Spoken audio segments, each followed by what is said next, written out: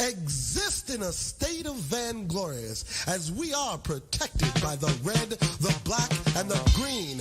Heed the words of the brother, sissy. Letters to words, word to phrase to paragraph. Heed math as Jay begins class. Science of past is now brought to the rhyme fix. From the scroll, straight to the verse. God to gods, from gods to man. Many kings, many leaders, a fist from a hand. They call me militant, now what does this mean? Do I carry a gun to make the army scene? With the cause I never pause, that simply is the brother. Raise the flag, wave the colors. Red, black, green with the key, the difference. Words make a way in the world in an instant. Living to die and I die to live again. 360 degrees. Comprehend, a man getting stronger till he's man no longer. Unearthly state makes the time seem shorter. The ever radiant awareness brought forth the one. Open eye and strong sun. Practicing preach, standing by what I teach. So you all stand starving as I start to unleash. Words of God.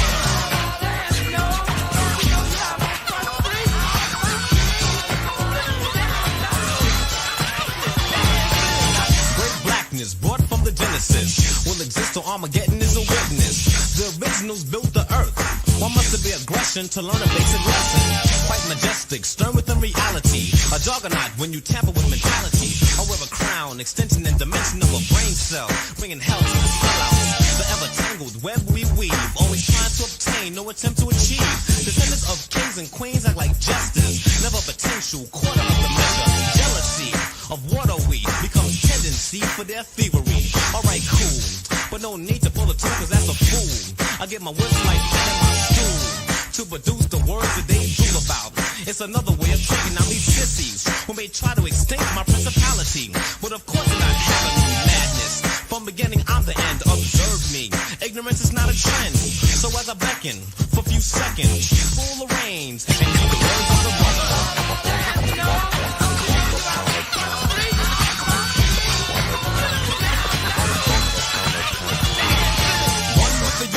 Mastering words on the verse. Funk is a force I exert. Egyptian, African, now I'm on a black watch. Check my sundial, synchronize the clock. I can catch a shadow as the moon reflects the sun. Creator's eyes make a path of brother one. So now I walk softly and carry a big stick, a bird stick, so you natives swing a lick. Jay brings the funk and spreads jam to the wheat bread. And the funk of this one vainglorious, unearthly resistance, strong with persistence. Grand verbal applications, tribal connection, pyramids, witness the funk bearer. Vibe sharer, not the error. Brother is balanced like the scales of Thor. And neither my demand makes stones seem soft. Corrupt all systems, positive poison of me. Some call it onk, it's a key. Black is the color while blackness state of a mind state. But how many of them fake? Today Brother Jay can find a better way, so be it. Plan it down and make it say I serve a purpose. Yet I'm not the G.I. Joe, I am the brother. Yo, I could never swear a first, but just hasten your step to the mic and stage area as I drop the science that breaks the clock barrier. Words of old make me more than a beginner. The key opens knowledge and places an antenna. Americana man, Africana brother. Don't forget the land, cause the birth is from the mother. A vibe is in place, obtained and discovered. Tune in your audio and heed the words of brother. Yo, Aristotle, Plato, Socrates, step off.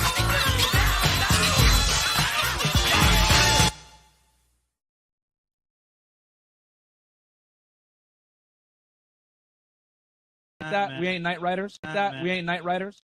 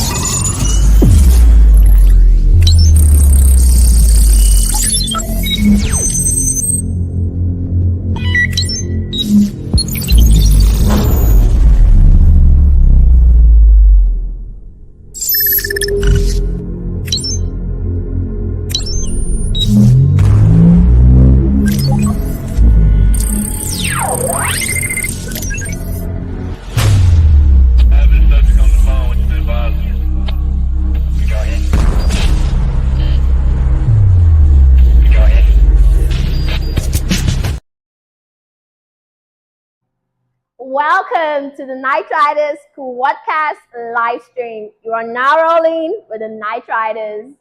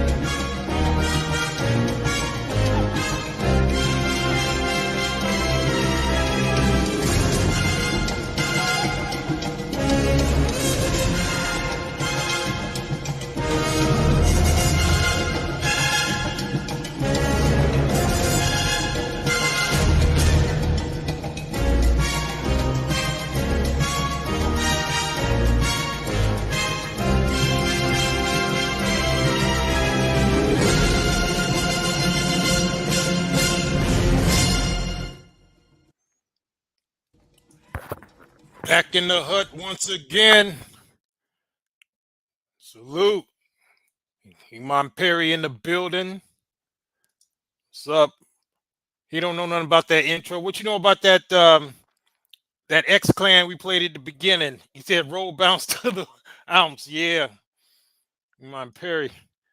And he gonna give one of our ladies a 6 with soap. All right, shout out to Ram. Shout out Zulu in the building. He who emerges from the shadows is here. Salute, bro. Good to see you. Just in time. And everybody else that has not made yourself known, but we see you in the building. Shout out to you as well.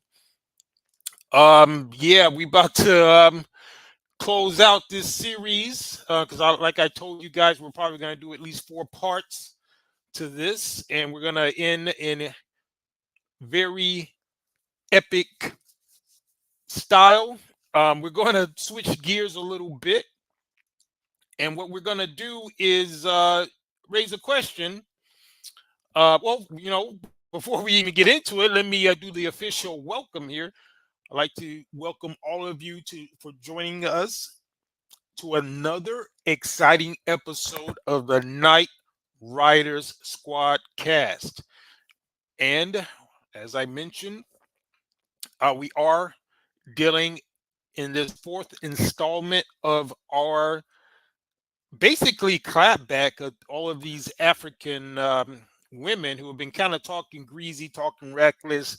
And with this 4-part series that we put out, well, 3 so far, I would surmise that we have probably put in more work on this subject than has ever been done in this space in terms of the depth, in terms of the revelations that we've pulled out. Because, you know, as I said, prior to this, there were guys, you know, particularly Passport Bros or whoever, that were really singing the praises of African women in general, right?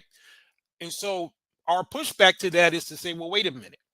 Number one is that is a foolish thing to do because you are dealing with a continent with 54 countries, and to just say African women are this, that, and the third is kind of ignorant. And truth be told, we are reserving the right to deal with the ones that are good, and that's the reason why we're going to do this show. We're going to go in a bit as well, but we're also going to point out some of the good factors because, as I said, we don't want to be hypocrites.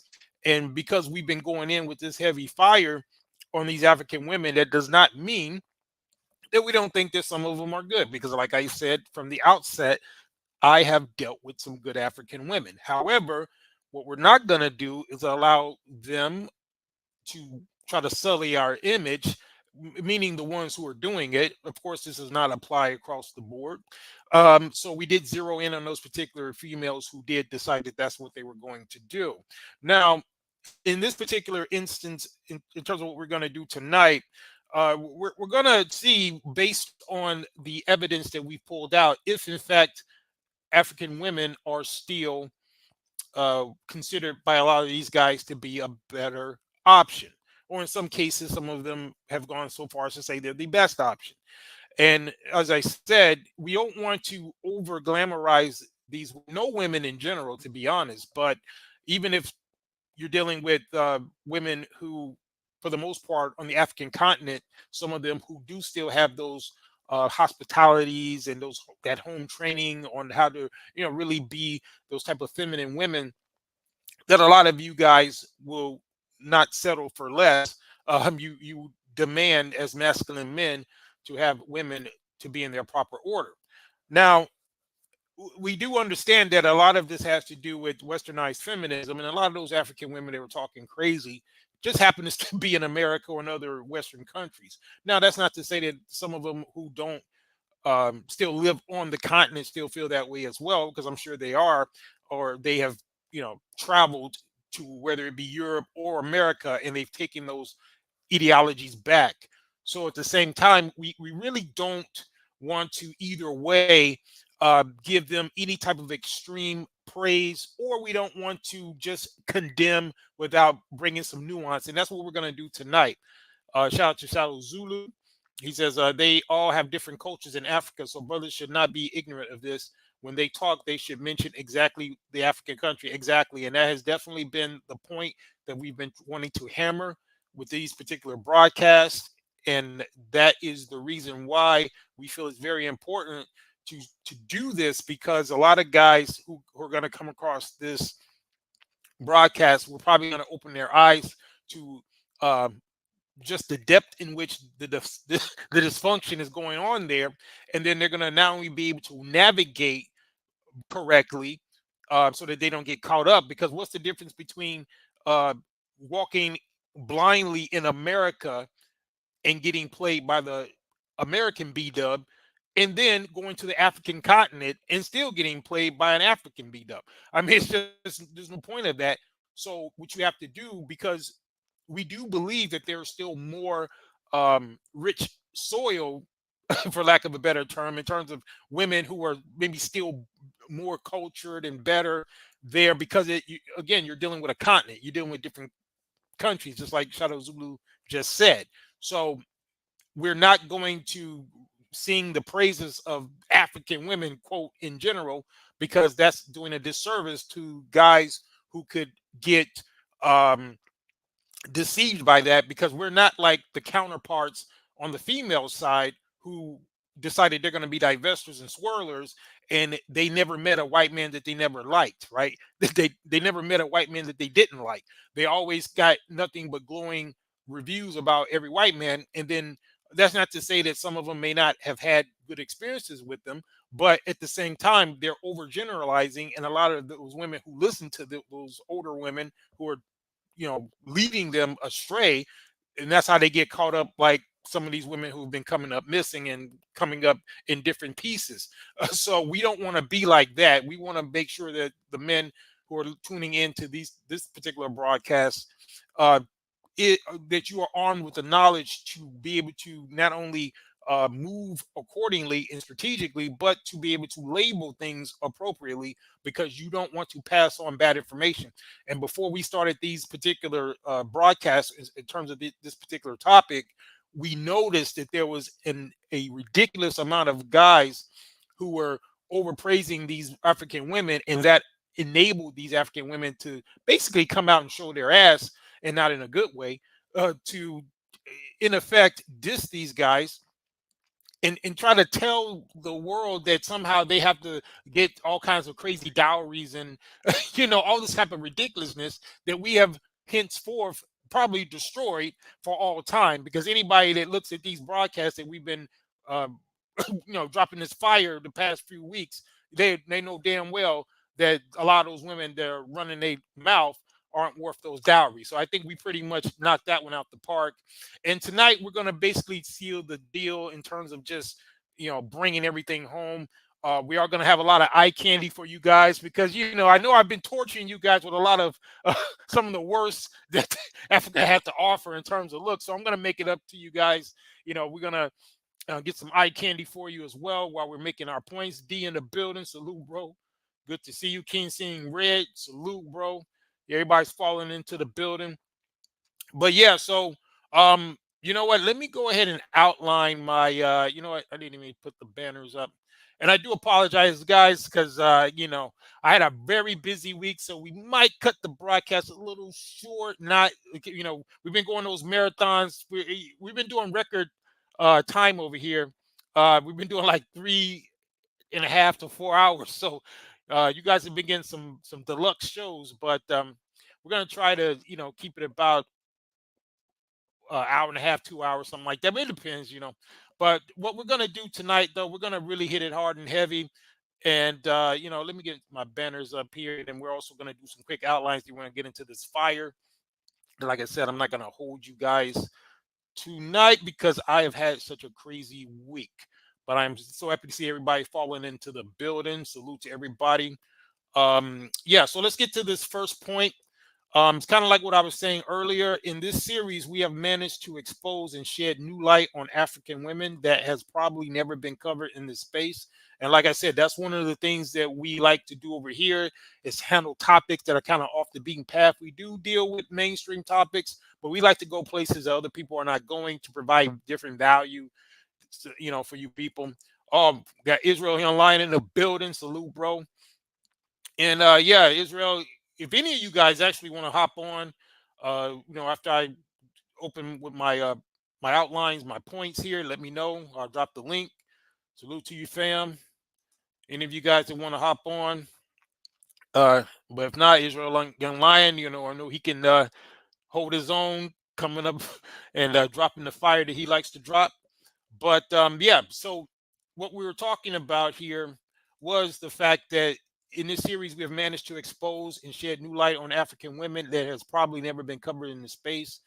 And again, we're going to probably put this in a playlist that you guys can go back and refer to, so that because I know a lot of you still may be considering going to the continent, if not to visit, maybe even moving there.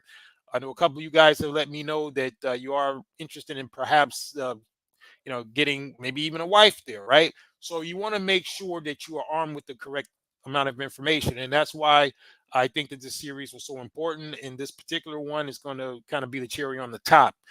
Um, Number two, has feminism totally ruined African women, or are some of them still redeemable? So I want you guys to kind of chime in on that because I'm going to state my case throughout the proceedings. You may be surprised at my answer. So I do want you guys to chime in and share how you feel about that, because specifically, I know a lot of you guys are writers, so you've been here for since the beginning of this series, and you've seen all of what we've pulled out. So I would like to know for a lot of you, uh, what is your opinion about that particular question? Do you feel that feminism has totally ruined African women, or are some of them still redeemable? So that's something that I would like to hear from you guys, either in the comment section or if you want to hop on. So we're going to definitely have an interactive show tonight. The other thing here to round off my final point is, do the passport bros still believe African women are the best option in general?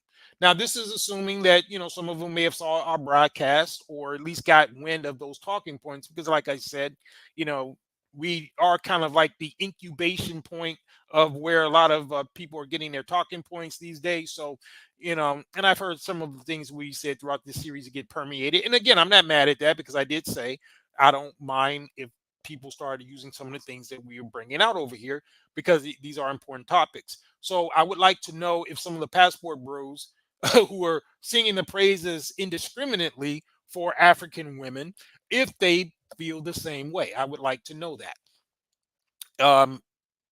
But again, you know, we're not saying that they are all bad, but certainly we brought out evidence to show that they're not as good as a lot of guys would have, you know, would have you believe. And he says those that are outspoken are the undesirable westernized types. Yeah, I agree with that.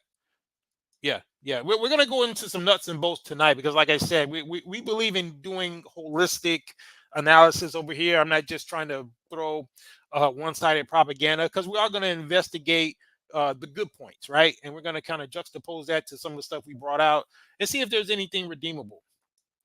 And Shao Zulu says feminism is creeping up in a lot of them, but Cedric Borgia completely stole their minds.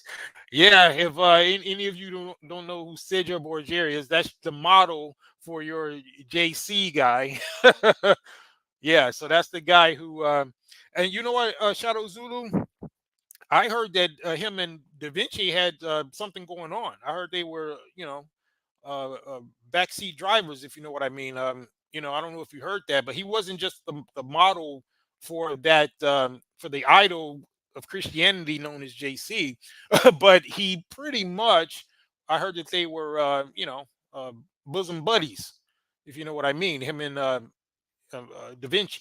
So again, I don't know how much truth that is, but I just heard someone say that. But yeah, if you guys don't know who Cedric Borgia is, I recommend you check that out. He said, yes, I definitely heard that. Yeah, it doesn't surprise me. But yeah, they definitely did enough damage with that whole thing, what they put on the world. But anyway, yeah, that's a whole nother topic. But yeah, so what we're gonna do is we're gonna start going in right here, and we're going to deal with some of these clips that we have, because what we're gonna do at first is we're gonna kind of revisit some of the foolery, dissect some of the talking points, which we've already done. Look at D saying Caucasian European behavior. Yeah, but that doesn't stop a lot of these AWs and BWs, which is the black women and African women, for they have their preferences, and that's cool. That's cool. But anyway, what we're gonna do now is we're gonna start going into some of these clips.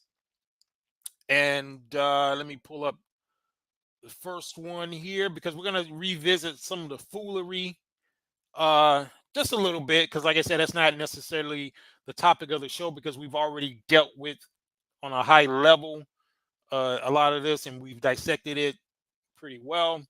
But what I'm going to do is go through some of these talking points. I don't think I gave you guys a lot of this particular clip, but this clip right here that I'm going to play now, it's going to be these women talking crazy, and we're going to get some, I think, some clapback by some Filipinas, right? I meant to play this clip before, but I don't think I did. So let me pull this one up, see if I can load this for you. I want you to check this out. Hold on. Venue. Okay, so you know what? First, let me get what some of these broads was saying, and then I think some of these Filipina chicks were kind of clapping back at them. So let me play that. Hold on. We're women from impoverished areas that are Get your passport, go to a country where they are disadvantaged, where they literally make pennies on the dollars, and they will see you as some sort of black savior. To brilliant clapbacks from foreign women. Okay, so you heard what she said. She's talking about people going somewhere impoverished, as if these women, those women in America, are not impoverished, right? But I think this is what this Filipino chick has to say about it. We're beautiful, we're smart, we're driven, we're family oriented, we're funny, we got amazing personalities. All in all, well-rounded. Thankfully, the anger has subsided, but the hate videos just won't stop. That's why in this video, we'll be giving response to that's submissive to them, because one, most of these countries, their families are not going to let these men marry their daughters. Nobody wants you. There's a reason why you can't find a woman in your own country and you have to go somewhere else to try to bribe women to bring them back as your own slaves. if foreign women truly don't want the passport bros, then I guess you've won, because that's exactly what.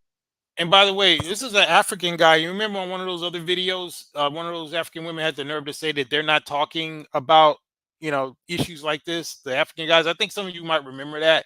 And this guy's from Africa. He's clearly talking about these issues, and he's juxtaposing what these westernized women, some of whom are African women, some of whom are B-dubs. And he's basically pointing out the fact that these Filipinas were pretty much clapping back at their talking points. So let's get it. what you're hoping for. If only impoverished women will give passport bros a chance, then why not let them go and get humbled? Oh yeah, we both know why. You began seeing the videos of passport bros and the quality of women they are pulling. And now you are a bit insecure because it seems like the one getting humbled. Or maybe I'm mistaken.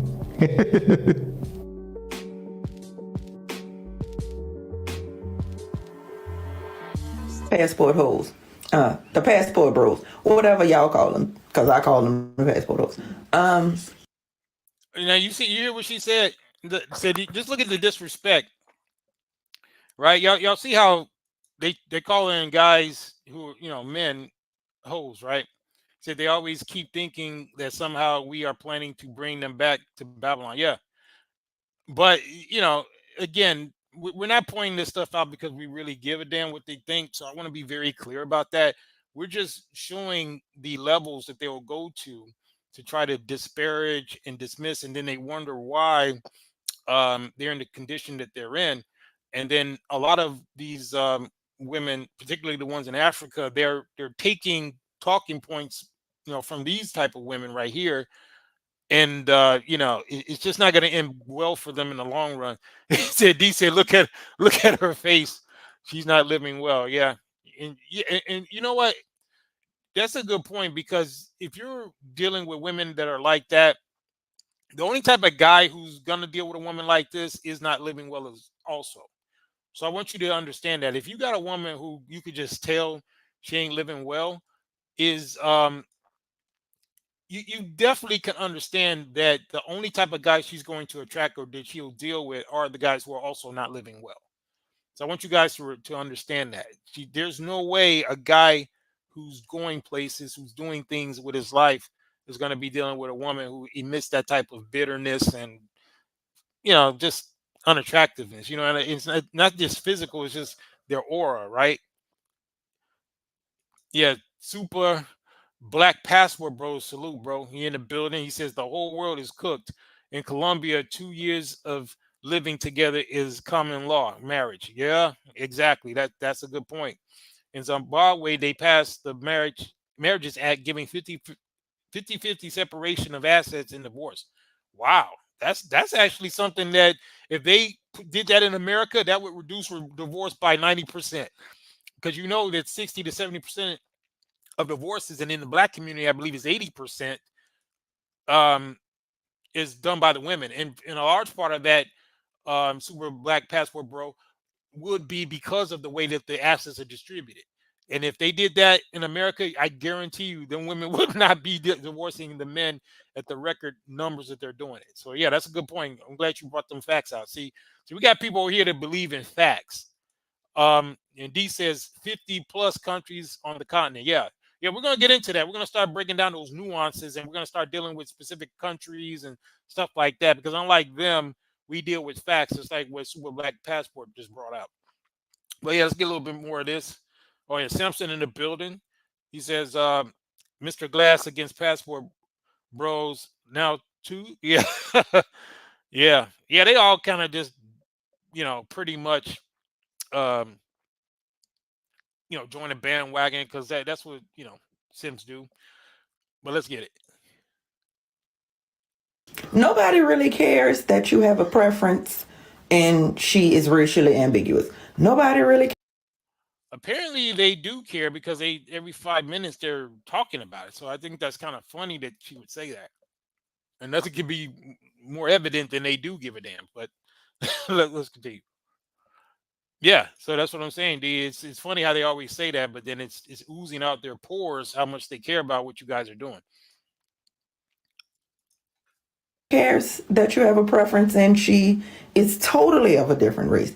The only problem we have is that you have to tear down a woman that looks much like the one you came from with your black ass, because you want to make us look bad so you can elevate, Lupita and the crew. The passport. Yeah, we've already debunked that foolery. We've debunked it many times. This whole thing about the fact that she's trying to say that they're putting down them. when we've made it very clear that a lot of guys who were talking about the passports and so forth, they were talking amongst themselves. They were sharing information, showing videos about where they've been. Obviously the guys who prefer, Latinas or whatever, as he called it, racially ambiguous women, they're going to show that. If that's what they prefer, they're going to show it. And what they do is take that as a direct insult just because a guy might be flossing on a video with his woman, right? And so they're going to look at it. You know how they are, because they do the same thing with these celebrities, right? That's why I'm using Killmonger here, or Michael B. Jordan, because it kind of underscores my point. Because you remember how they used to always be going in on him when he would be on a boat with a bunch of non-black women, and they would be pretty much bitching and moaning about it. He wasn't going in on black women. A lot of these celebrity guys, they don't talk about black women or talk negatively. What he was just doing was just being around the type of women he wanted to be around, and they were taking it some type of way. And that's how they did with the passport bros. You guys were just talking amongst yourself, minding your own damn business, showing the type of women you were with, and then they take it as an occasion to go and start projecting and talking about how you guys are throwing it in their face, and nobody even gave a damn what they thought. And Super Black Passport Bro says marriage is done except in Saudi Arabia and the Philippines. Dudes should only look for relationships where they have all the leverage. Anything else puts it all at risk. I will never get legally married. You know what? That's actually a good point. I don't condone guys getting married under the current status quo. I think I would be leading you guys astray if I did. I think everything is completely stacked against you, specifically in the West. I'm not against marriage as an institution. I think that if you go somewhere and, like you just said, bro, if it's leveraged in your benefit, then by all means, if you want to build a family, I think children should be conceived and born inside of wedlock.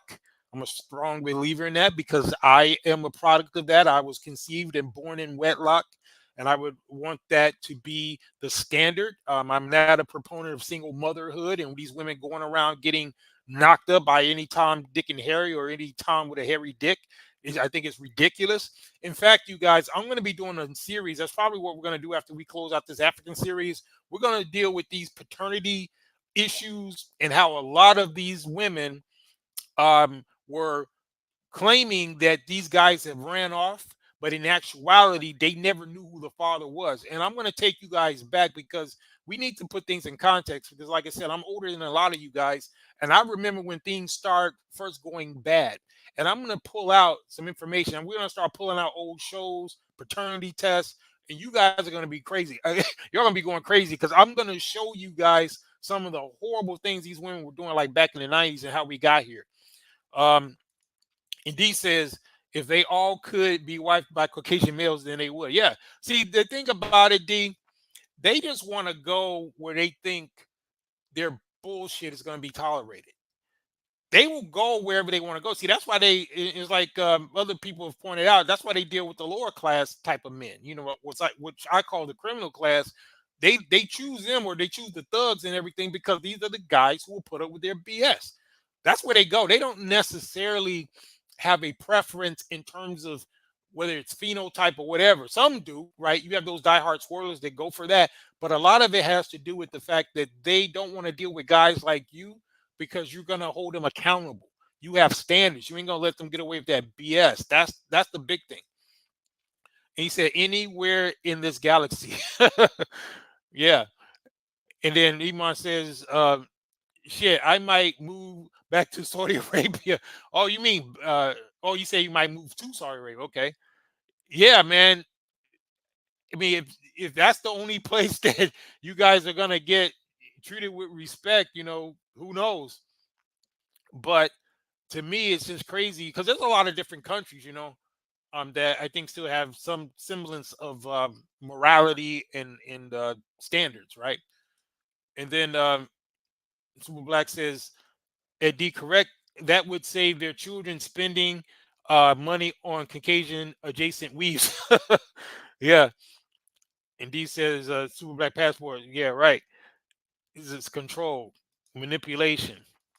Yeah, Samson says, "What are your thoughts about South Africa? I was thinking about moving to Cape Town, especially since my money will go far there." Yeah, you know what? Um, I think that certain parts of South Africa are better than others. I mean, if you're talking about Cape Town, I've heard some good things about Cape Town, some certain parts. I think you really got to be specific with the type of women you're dealing with, because down there in particular, and I brought this out, I think, last show, they have something down there called the Slay Queens, and those women are very big in Kenya and South Africa. I don't know if you're familiar with that term, but Slay Queens are these women. They basically are. Women who are just trying to, they're basically Africa's version of the sugar babies, and they really go for a lot of the Nigerian men that come down there. They always are trying to get foreigners and guys who they think they could get a, hit a lick off of.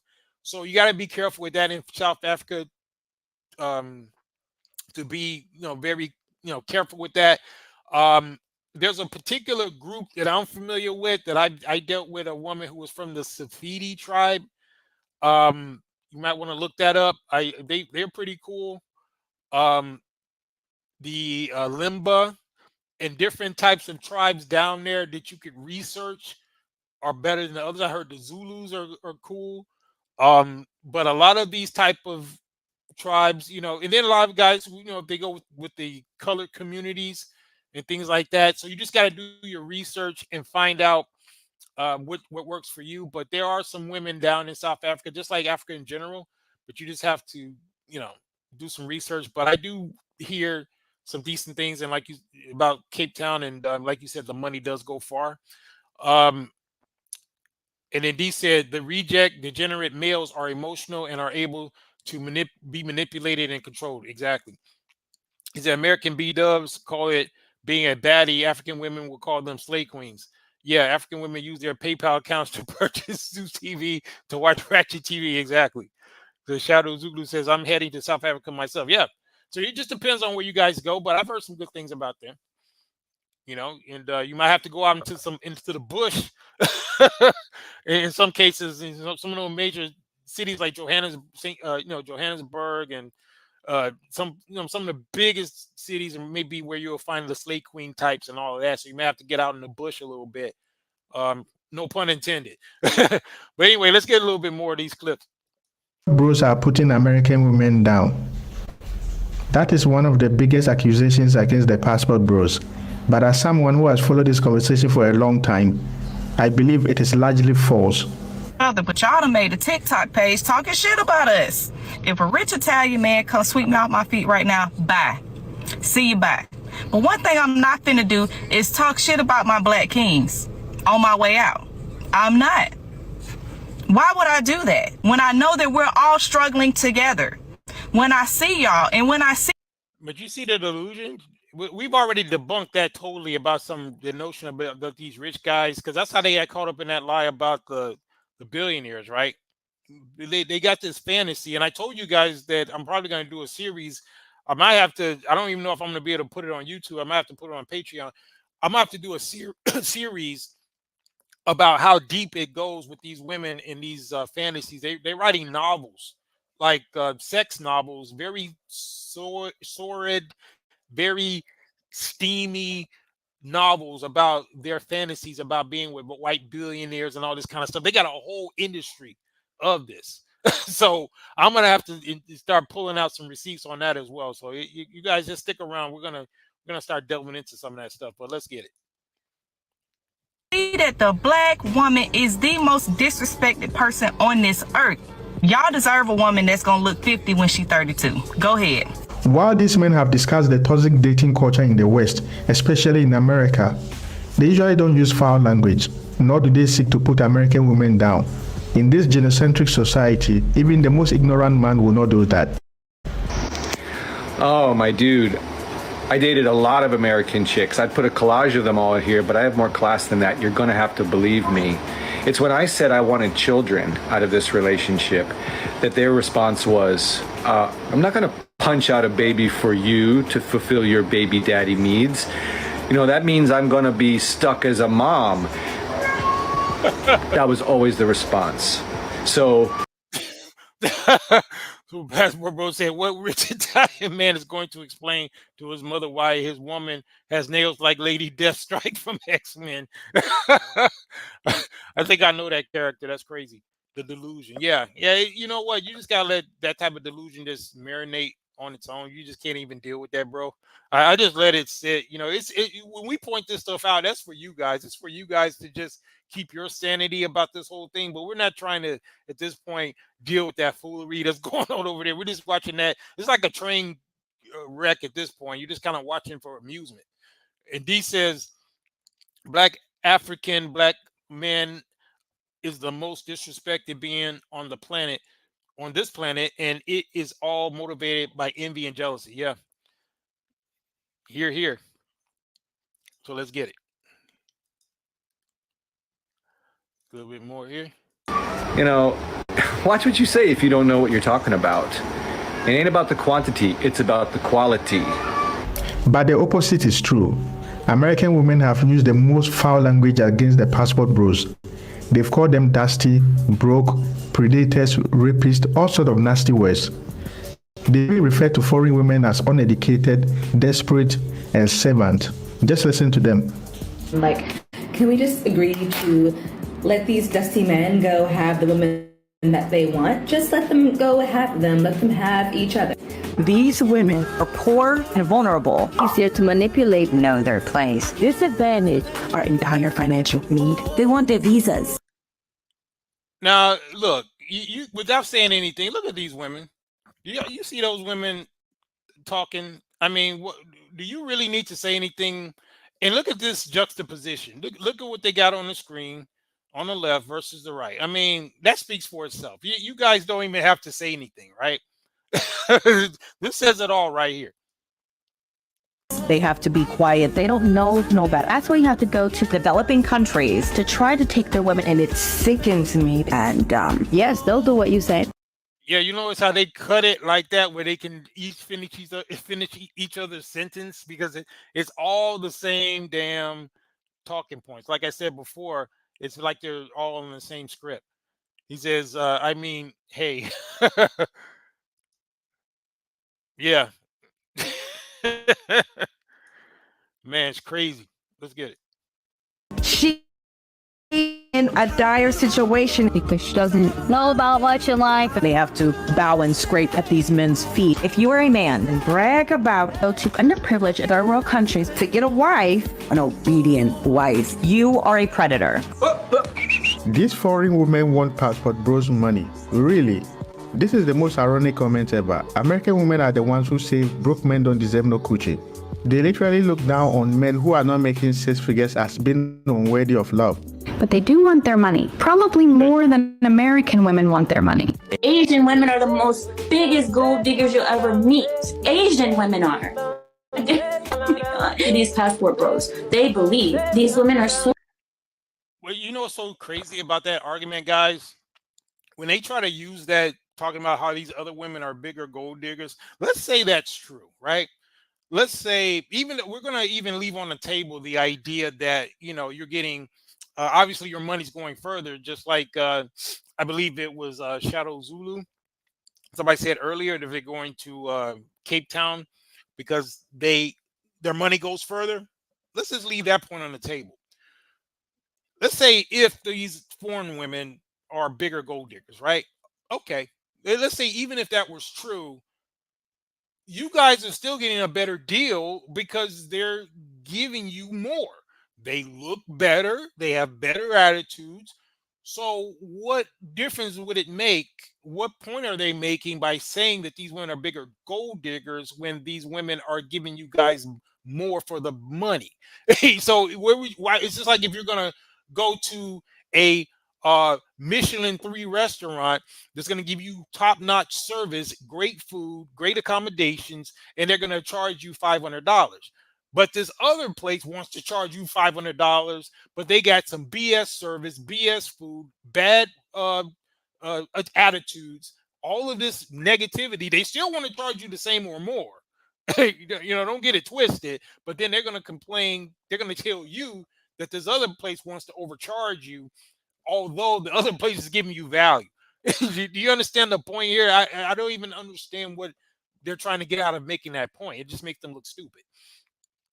And then D says, and this Arab supposedly married. Are you talking about this one?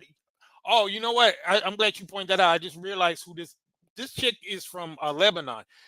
I saw her. I don't watch Lapeef a lot, but back in the day, I remember she was on there. And this broad, what I don't like about her is that she be talking crazy, like Lebanon is like this oasis. Lebanon is a shithole. Lebanon is poorer than some of these African countries. That place is a wreck. Now, I don't know about her particular situation, but she has some nerve trying to talk about the black community when Lebanon ain't got it popping like that, to be honest. You know what I mean? So, yeah, yeah, that's where she's from. She's from Beirut, and that's been a war zone since I was a kid. I remember being a kid hearing about Beirut. So she got some nerve right there. So that's crazy. She's talking like she's from the United Arab Emirates or somewhere where they got freaking all those different high-rise nice buildings in Dubai or somewhere like that. She's not from there. She's from the armpit of the Arab world. Talking crazy. And then Shao Zulu said, I dated nothing but Asian women in college. None of them were gold diggers, and all of them were foreign too. Yeah. So they're just projecting, bro. We know right now not to take most of what they're saying seriously. We're just debunking it to just show how stupid what they're saying is. You know what I mean? So we're just having fun with this at this point because they don't have a leg to stand on. But let's get it. So kind and submissive to me. Oh, honey, we love you a long time. Yeah, because they want your money. The ones that are quiet are the ones that are the worst. These Asian women are the worst gold diggers in the whole wide world. Do you think a cultured woman in the Dominican Republic or Thailand or in Africa would demand more money from a passport bro than the average American woman? Listen to American women talk about money and you'll be shocked. What does a man got to bring to the table to be with you? His money. Like 100,000. At least 50, 60. I like the rich scammers. I want the scammer. That's fast money. I need all his money. He need to get that trap money. He's got to be a millie. What do you mean? Millionaire. What do you want his income to be? I think for me to be comfortable, like staying at home and not working, I feel like this is gonna sound bad. I feel like 300,000, anywhere from 70 to 100K. I would have to say 127, $500,000. Is that bad? Some of these women ain't never seen that kind of money, and then they're sitting up there talking about what you gotta have, right? It's crazy, right? Probably 150 to $250,000 a year. Just to have like a really decent lifestyle and you'll be supported well, like 150 maybe to 250,000 a year. My husband needs to be making like 650,000. Unlike most Western women though, most foreign women come from humble homes and are simply looking for a stable man who can support them, not one they can financially exploit. How much do you expect your future husband to earn to provide a... Now, I'm just going to play these to juxtapose this mentality, and we're going to start getting into some of these African women. But I wanted you guys to just see the juxtaposition in terms of what they are talking about versus these foreign women that they keep, crying and complaining about. But let's get it. a comfortable life here in the Philippines? I think around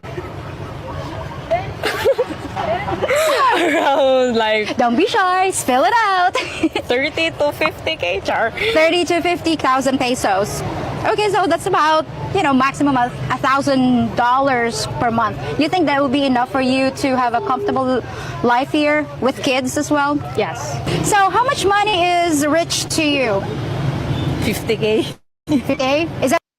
Okay, so look at that, guys. So, and again, I know a lot of you guys, you might decide you want to go to the Philippines. You might go to some of these other countries, but the bottom line is across the board, a lot of these women have different standards than these westernized women, because it's just the simple fact is that, the currency differential alone is gonna give you an advantage. So she feels like a lot of you guys are already rich if you're making 50,000 or more. I'm sure a lot of you guys in here probably make that or more. So you got it made in some of these countries already. So why would you be in a place that looking at you as a broke dusty when there's certain women around the world who think you already got it going on? So I just wanted to point that out. But let me see if there's anything else here. Yeah, I think this is an African woman right here. Let me see what she was talking about. Hold on. Aren't these the same women who are looking for men who are at least 6 feet, make 6 figures, and has at least a 6 each ding dong? It's almost like she needs to get a grip and keep up with modern times. The patriarchy has on some of these countries, they're going to expect a dowry, bride price, bride wealth, which means you are going to have to prove that you can provide.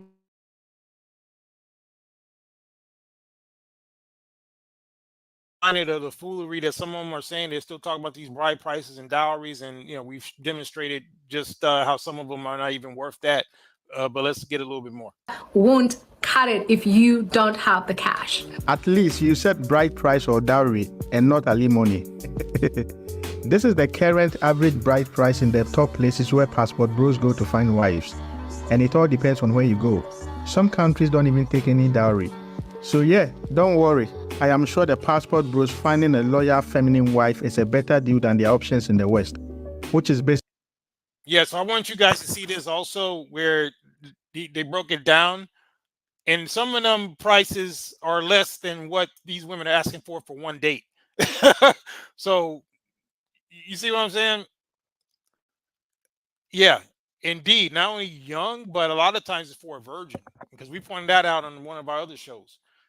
For virgins as well. Yeah. But look at that. Even if you decide that you're going to go somewhere and do it. And again, just like me and a young Israel Young Lion talked about, I said, we're not against a dowry, and I'm sure you guys are not either if it's a quality woman. But the problem is whether it's these westernized African women or these American B-dubs, they're asking for dowries and they didn't been around the block 10,000 times. So that just ain't going to work. Basically 50% likelihood of divorce and lifelong child support payment. Yeah, so they just go through that. So yeah, I just wanted you to see some of those points, but let's go and get some of these. Oh yeah, let me show you our old favorite over here, because like I told you, this particular broad was supposed to come on the platform. She said she was coming. She chickened out, but we every chance we get, we try to throw her up on the screen. This is this woman right here, Faith Ideal. So look at this foolery she was talking a while back as well. Should the black race continue? My answer will be no. But because I know that all black people are not the same. And then remember, she's a big follower of Cynthia G. He said what? Yeah, so but these are the women. You see how like negative and nihilistic a lot of them are. Now, some of us, as crucial as we are, as much of eugenics as some of us might be talking at times, we never say that the black race should not continue. Did any of you guys ever say that? I never said that. You said she's a witch. But I just want you to see the level, right? This is an African woman. I think she's from Nigeria. But she just said it out her mouth with that skunk on her head and all.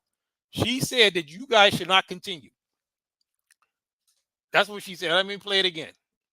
I just want you to hear. So, and she's a rabid follower of Cynthia G, but this is the type of mentality. He said she hates herself. But watch this. Here she go. But because I know that all black people are not. But because I know that all black people. No. Wait. What's the question? Will be no. Well, let me go back. Hold on. The black race continue. My answer will be no.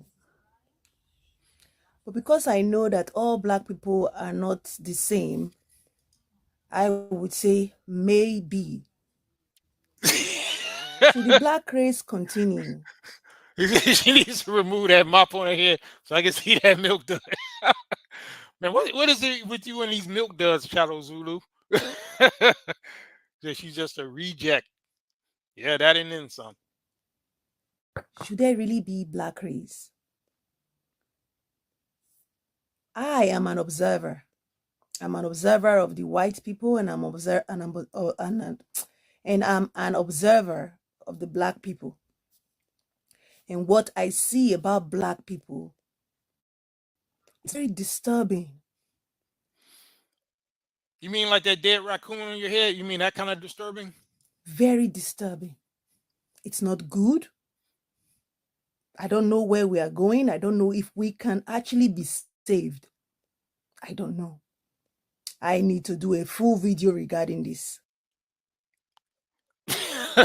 Yeah, so we'll be sure to post that when she comes to her conclusions. But anyway, yeah, so like I said, we're gonna change pace a little bit, guys. But I just wanted to give you guys a quick background. He said there's no we. Yeah, I mean, I don't think they got the memo yet. They're still thinking that somehow there's some reconciliation going on, but it really isn't.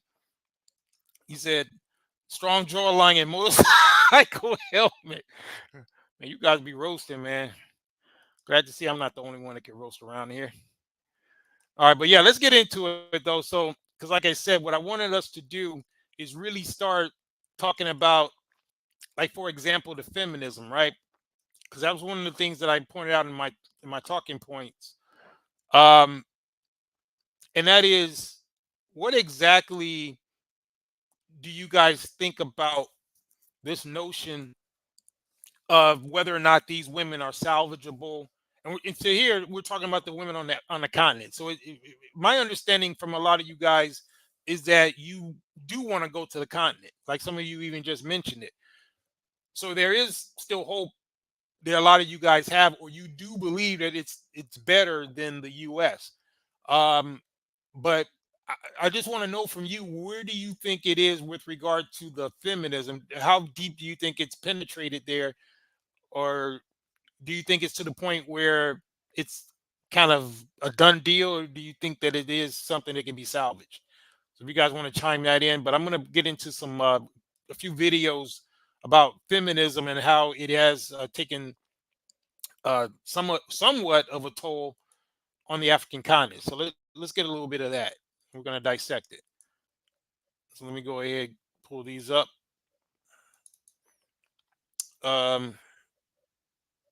Yeah, you might recognize the female on the bottom as well on this video, but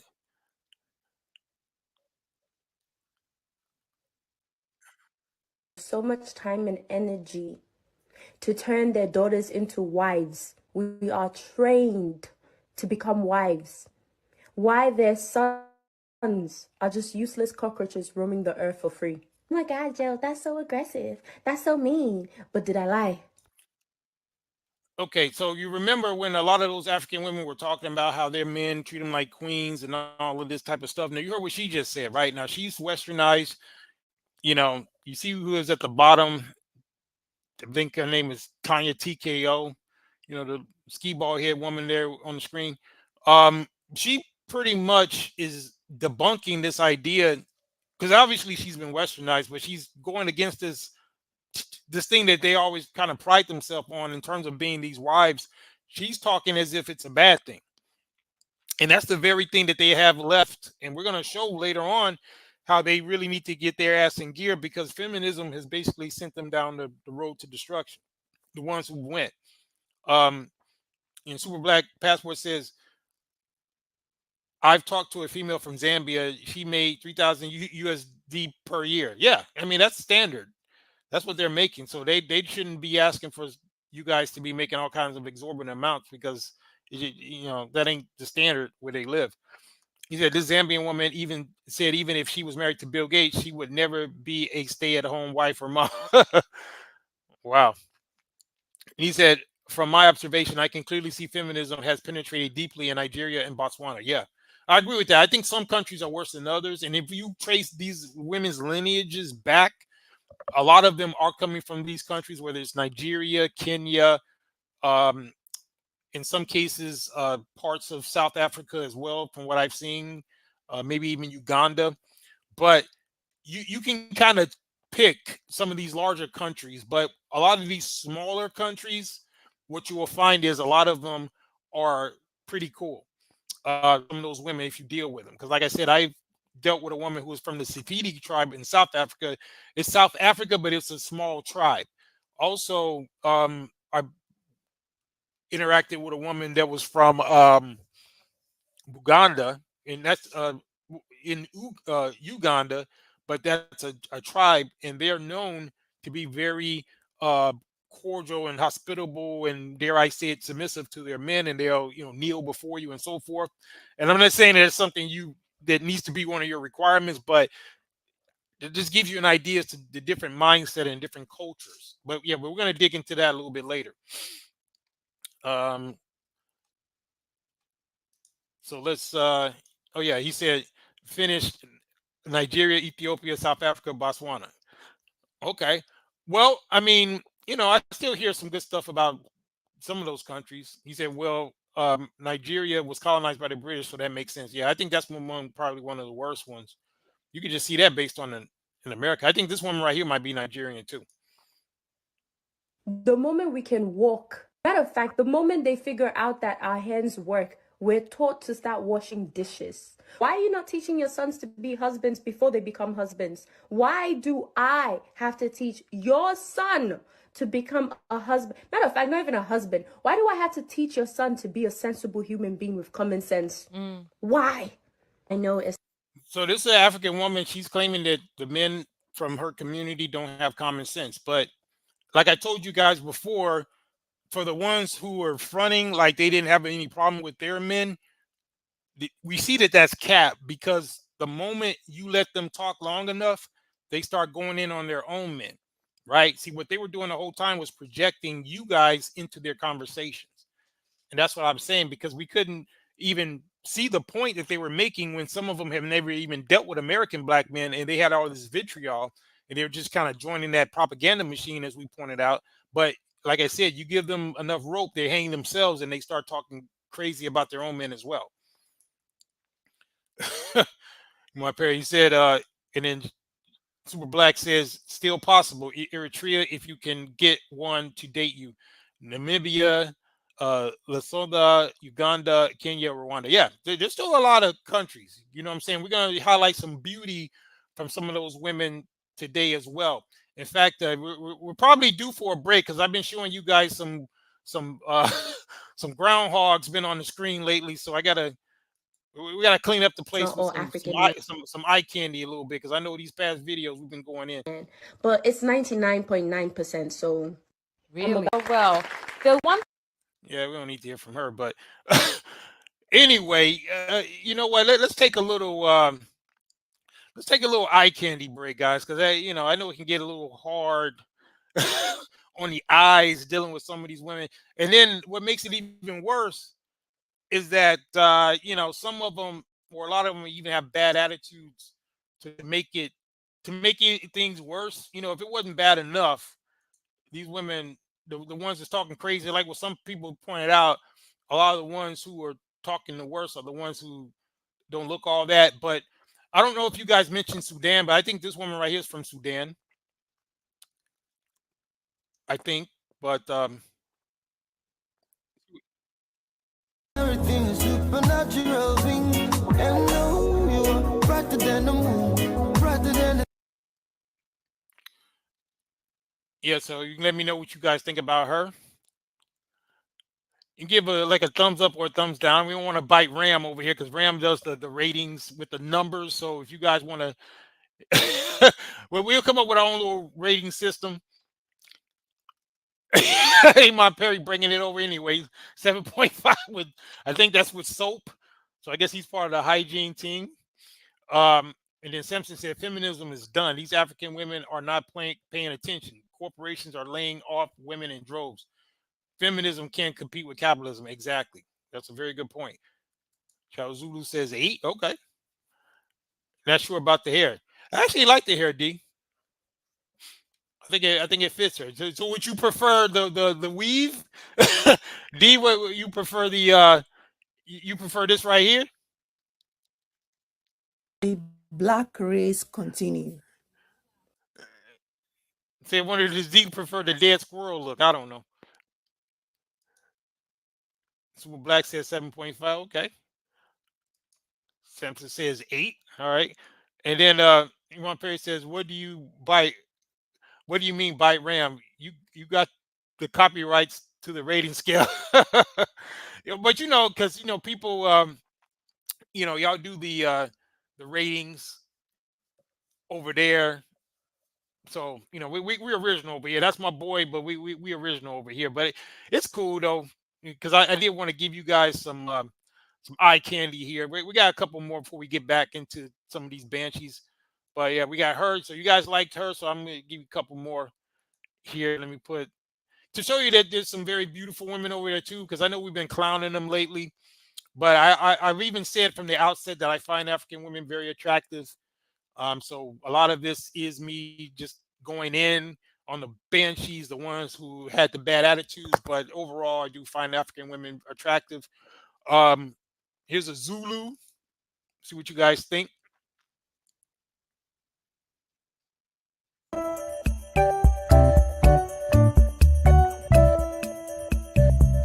And yes, the for cultural reasons, the tatas are out. So what's very interesting is that they get away with having the tatas out because it is their culture. So enjoy.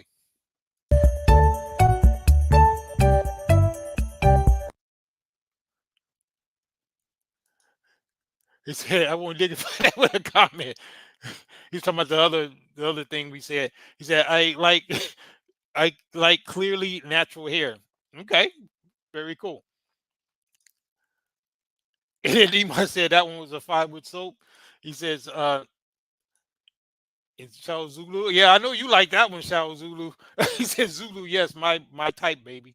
Okay. I mean, we got some more Zulus for you later. He said the stereotypical West African Black American phenotype. Yeah, exactly. I'm gonna give you guys one more. And we're gonna get into some more of this work. Let's see which one I want to give you guys next. Let's see. So you got her. Okay, let's go with the this one right here. Okay, here's some natural hair for you.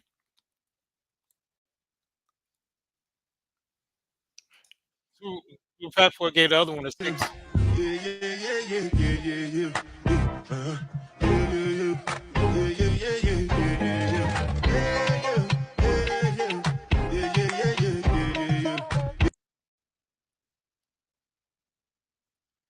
Yeah, so you guys can I guess let us know what you think about that one. What do you want to say? He says, "Wait, they're out." He said, "Oh, gotta change my score." Yeah. We throughout the proceedings, you will see some of those hanging out. Yeah, because like I said, it's all cultural, right? It's cultural, so they can do that. And D says she's okay. All right. So do you have a number? He says, "Burner Boy." Okay. And Iman says she's fine, 7.9. And he says with soap on there. Okay. Chao Zulu says 7. Ed adjustable 6. Okay. All right. Yeah, she ain't bad. I give her like a 5. Give her a little bit more.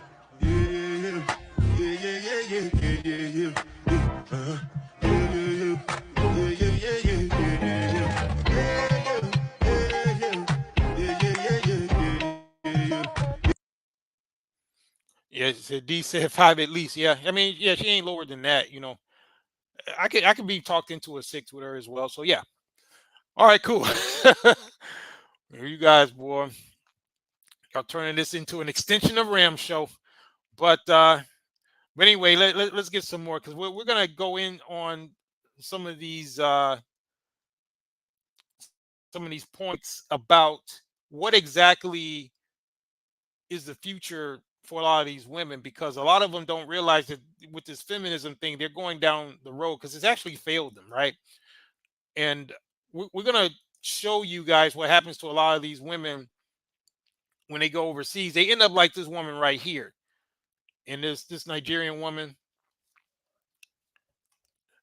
Let me get this off the CD. You know, many a times, a lot of people have asked me, Chi, why didn't you get married in the UK? Because I was. So this is just for context. This is a Nigerian woman. She's about 40 some years old, or 40, and she's from Nigeria, going to the UK, and she's talking about why she never got married.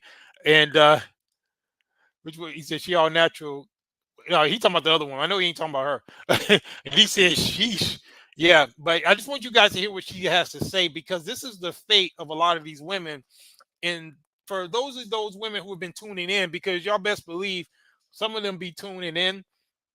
In fact, I'm going to play you guys a clip of a conversation I had with an African woman on my year-end smoke show, and I want you to hear that conversation. I didn't load the full. It's a great conversation. You should go see the whole show we did at the end of 2023. But I have a little clip that I'm going to show you about, and I think this one was from Ghana, a conversation we had when she called in to my smoke show. But this is kind of a warning to a lot of these women. See, at this point, we've already did a scorched earth. We revealed so much about them, but now we're giving them the opportunity to make a choice. Either they're going to end up like this woman right here on the screen, or they're going to be able to go and make the proper adjustments. He said, damn. Yeah, I know where that's from. He said, LOL. He said, yeah, that last one, not this one. Yeah, I got you. But yeah, I just want you to hear what she got to say. So let's get it. I was in the UK for 3 years. So a lot of friends, when I came back home to settle down, they were like, why didn't you get married in the UK? It's not the same way it is back home in Nigeria. It's not the same way with how it is in the UK. And I know a lot of people might be wondering, maybe you have older sisters in abroad, they are getting to 40 and above, and yet they are not settled. In the UK in particular, life is not easy for these ladies. Relationship wise, okay, if a Nigerian guy is coming to a lady for a relationship in abroad, some of them tend to be parasites. Now, did you hear that, right? Now, isn't that the same thing that they were trying to say about you guys? They were trying to say that you guys, because you want 50-50, that somehow you are weak, you're dusty, you're leeching. But this woman right here is talking about Nigerian guys as being parasites. And she's saying that she can't even trust that a guy is legitimately interested in her, because they're always angling and trying to get something out of them. And she's going to say something very interesting that I had never heard, and I want you guys to hear it too, about how a lot of these Nigerians deal with their own women. And this is what a lot of these women who are out here running their mouth, this is the part of the conversation they left out, but I want you to hear her say it. So hold on. They are parasitic in nature.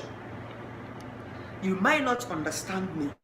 They are coming to you because of what they could get. It's not, they might like you, they might even love you, but then you being their friend or having a serious relationship with you would definitely not work out, especially when you do not have a stay, what they call pali.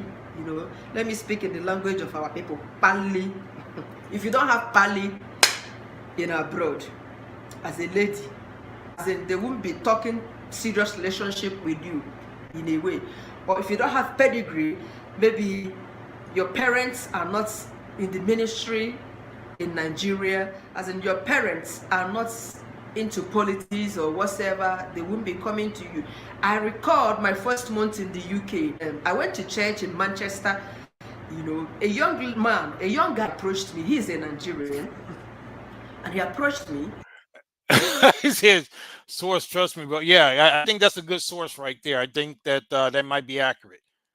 And just like what D said, he said, yeah, Nigerians don't have the best international reputation. Yeah, but they can find a way to shoehorn you guys in a conversation talking about what all African-American dudes ain't doing or are doing, but they, they probably have the worst reputation on the planet, really, universally. But watch this. She's gonna say something pretty interesting I'm gonna point out.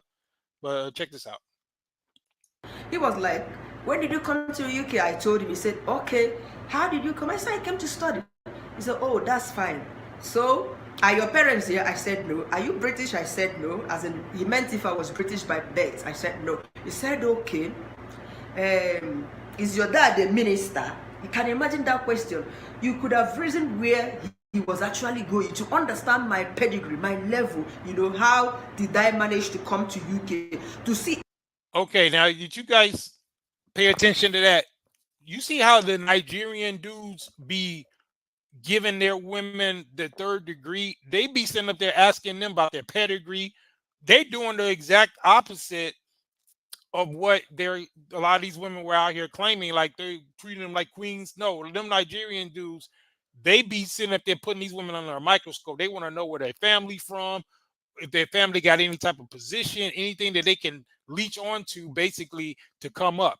And that's what she's talking about. So she can't even really deal with the men from our own culture because they only are looking for those women who can help them on the come up. Right, so they go through their pedigree, asking them, is their family in the ministry back home? How did they get to be able to live overseas? All this kind of stuff. See, when them women got out here talking about dowries and all this goofy stuff, they left this part out. But I want you to see those are the men of their community and how they are treating them. But yet they're trying to tell you guys that you gotta pay all this type of damn dowry. And Charles Zulu says, my cousin says every time he meets a Nigerian, the first thing he does is check his pockets to see if anything is missing, if nothing is missing. That's a damn shame, but probably a good practice.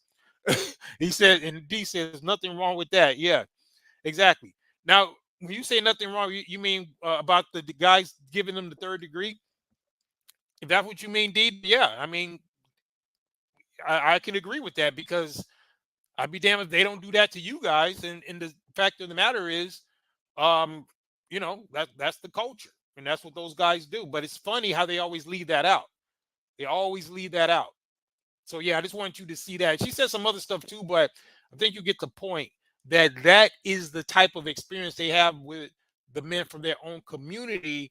But then they have all this to say about you guys. So that was the bottom line. Now, when it comes to this feminism piece, I want you to see where a lot of these women are in terms of what they're starting to realize about feminism right here. And check this out. You say, I would want to know also.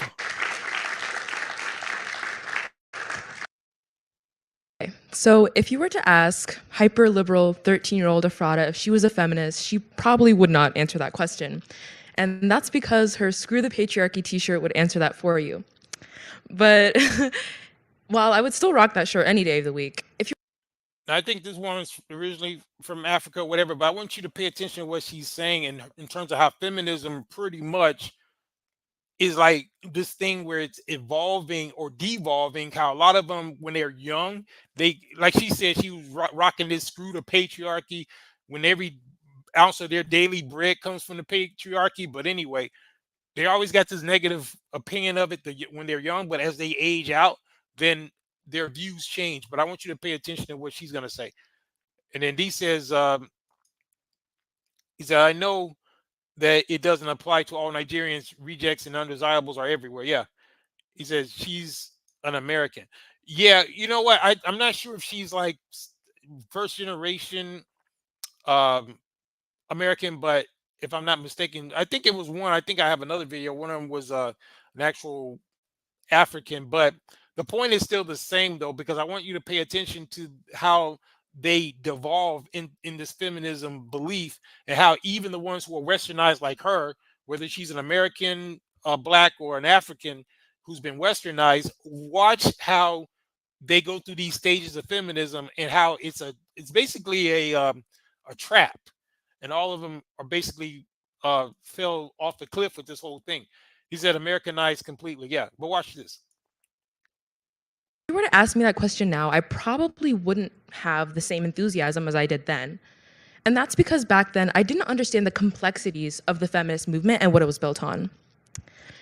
There's a statistic from the US Bureau of Labor Statistics in 2020 that showed that with only acquiring a high school diploma, while white men's median weekly earnings were $888, women's were only $653. And when I first heard that, I knew that I had to be a feminist. It was my obligation, but what if I showed you that there was more to that story? To understand my point, I need to explain or introduce the topic of intersectionality. Intersectionality is a term coined by scholar and civil rights advocate Kimberly Crenshaw, and it's defined as the interconnected nature of social categorizations such as race, class, and gender as it applies to a given individual or group regarded as creating overlapping or interdependent systems of discrimination and disadvantage. So let's say, for example, you're a woman.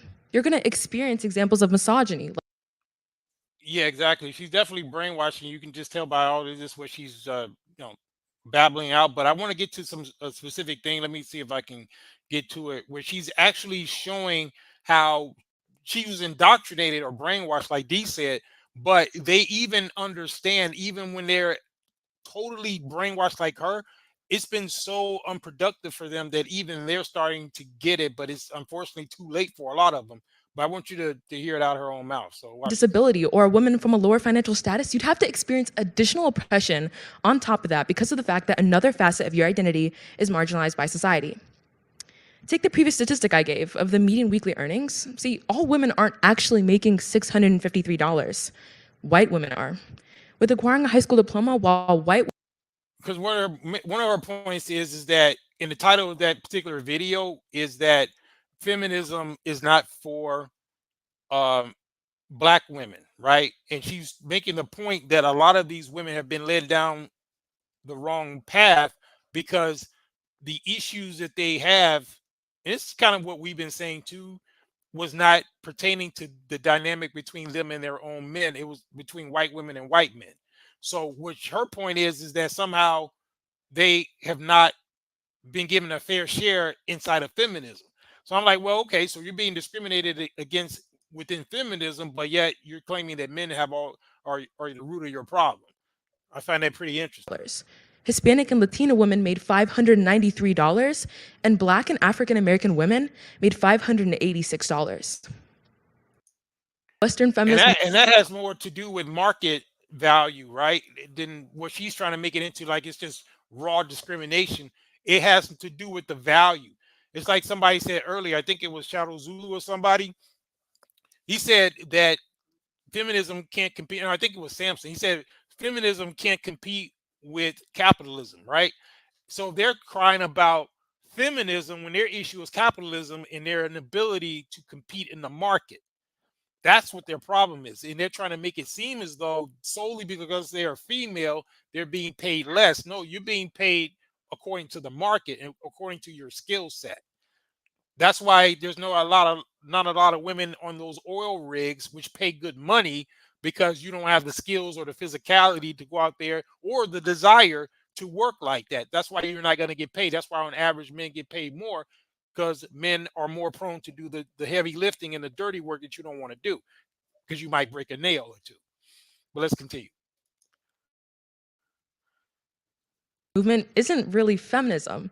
It's what author, attorney, and feminist Rafia Zakaria says is white feminism, a movement that lacks the ability to acknowledge the role that whiteness and the racial privilege attached to it have played in universalizing white feminist concerns, agendas, and beliefs as being those of all feminists. And that's a consistent issue in the... Okay, so that's the crux of what I want you guys to hear.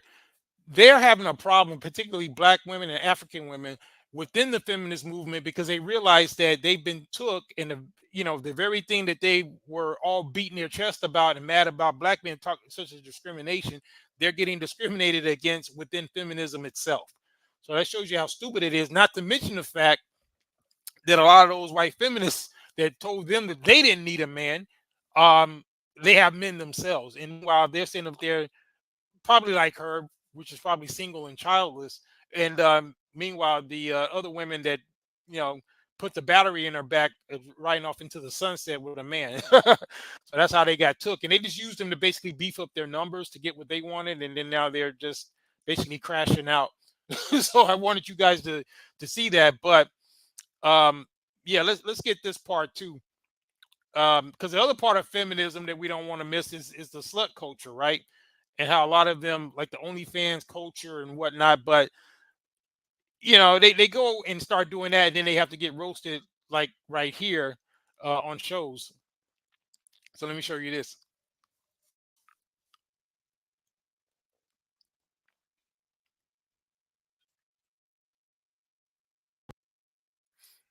And shout out to Satan the Sinner. Because you can't offer value in the marketplace.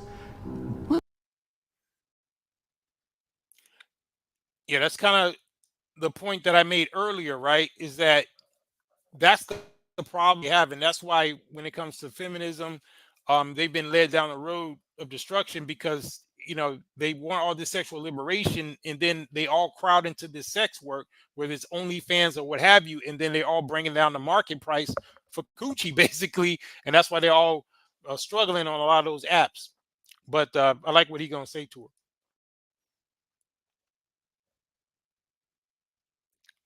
See if it's low. Don't worry, I'm not really talking to you. I'm speaking again. Yeah, I don't know why it's dragging. Hold on. Yeah, I don't know why StreamYard does it with these clips. Declining society where people lack values. Mm-hmm.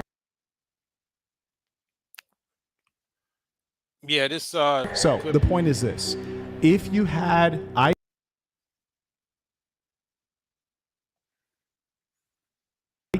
and skills to offer to the marketplace, you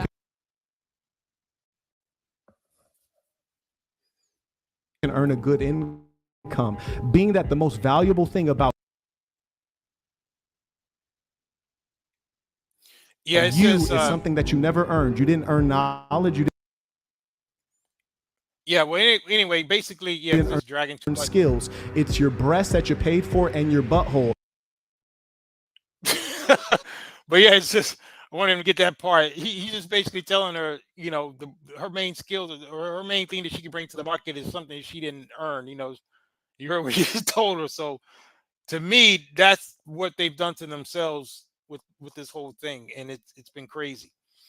But yeah, let me see this other one here too. Hold on.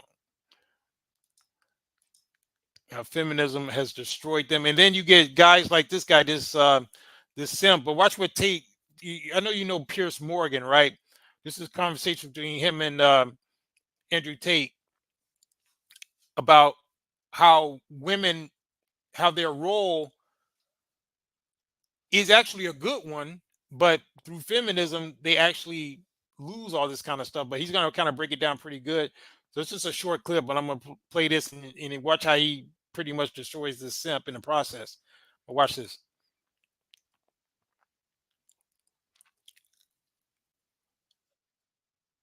Look good. Her job is to work out for your benefit. Blah blah blah blah blah. It is actually just misogyny. Do you think a woman looking good has no benefit at all to her? Of course it does. Okay, so it's not for my benefit, then, is it? I think a man should provide for a woman financially, completely and utterly.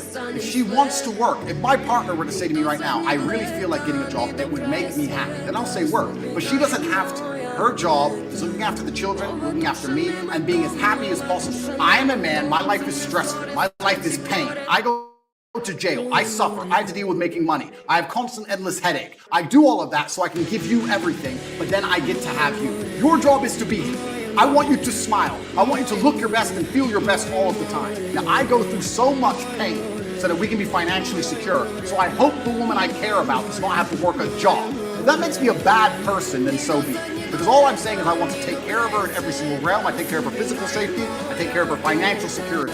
That is my job as a man. And he says, has he changed his stance? What was his stance before? Did you hear him say something different? Because the point was, Piers Morgan was trying to make it seem as though it's a bad thing for a man to want his woman to look good, right? Oh, she got to look good for you. And he's like, Andrew Tate was like, no, I mean, she's looking good is a benefit to her.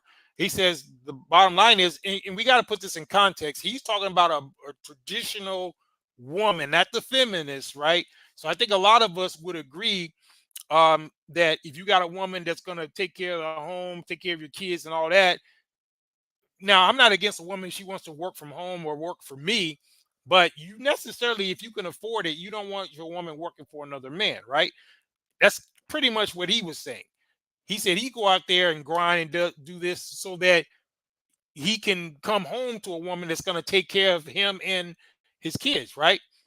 Yeah, it's like Samson said, yeah, facts, Tate killed it. Yeah, because the guy was a simp. The other guy, Pierce Morgan, because he's up there talking about, oh, well, you just want her to look good. Well, that's her job. Her job is to look good for me, make me feel good, because I got to go out here and battle these dragons and all this to make a living for all of us. So the least she could do is definitely look good and take care of business, right? That's the whole deal. So yeah, so that was the point. But they, because of that BS mentality and what these women have ingested, that's what the problem is. They don't understand their role anymore. But that's what's killing them, and that's why a lot of them are ending up, like that woman I showed you earlier that's 40 years old in the UK crying about how she ain't got no suitors, and the men that come at her, they're just trying to see what they can get up out of her. So that's kind of what they have in store, and that's the fate of a lot of those women who's out here right now talking crazy. So feminism has failed them, and you know what else has failed them? Swirling, because a lot of these women, they think that the white zaddy gonna come and sweep them off their feet and whatnot, but we all know that was a scam as well. But we're going to get a couple of clips on that, and I want you to check this out, because a lot of these women be crying about all this garbage like colorism and so forth, but when you look at it, they be the main ones doing this shit. But let me show you this particular clip.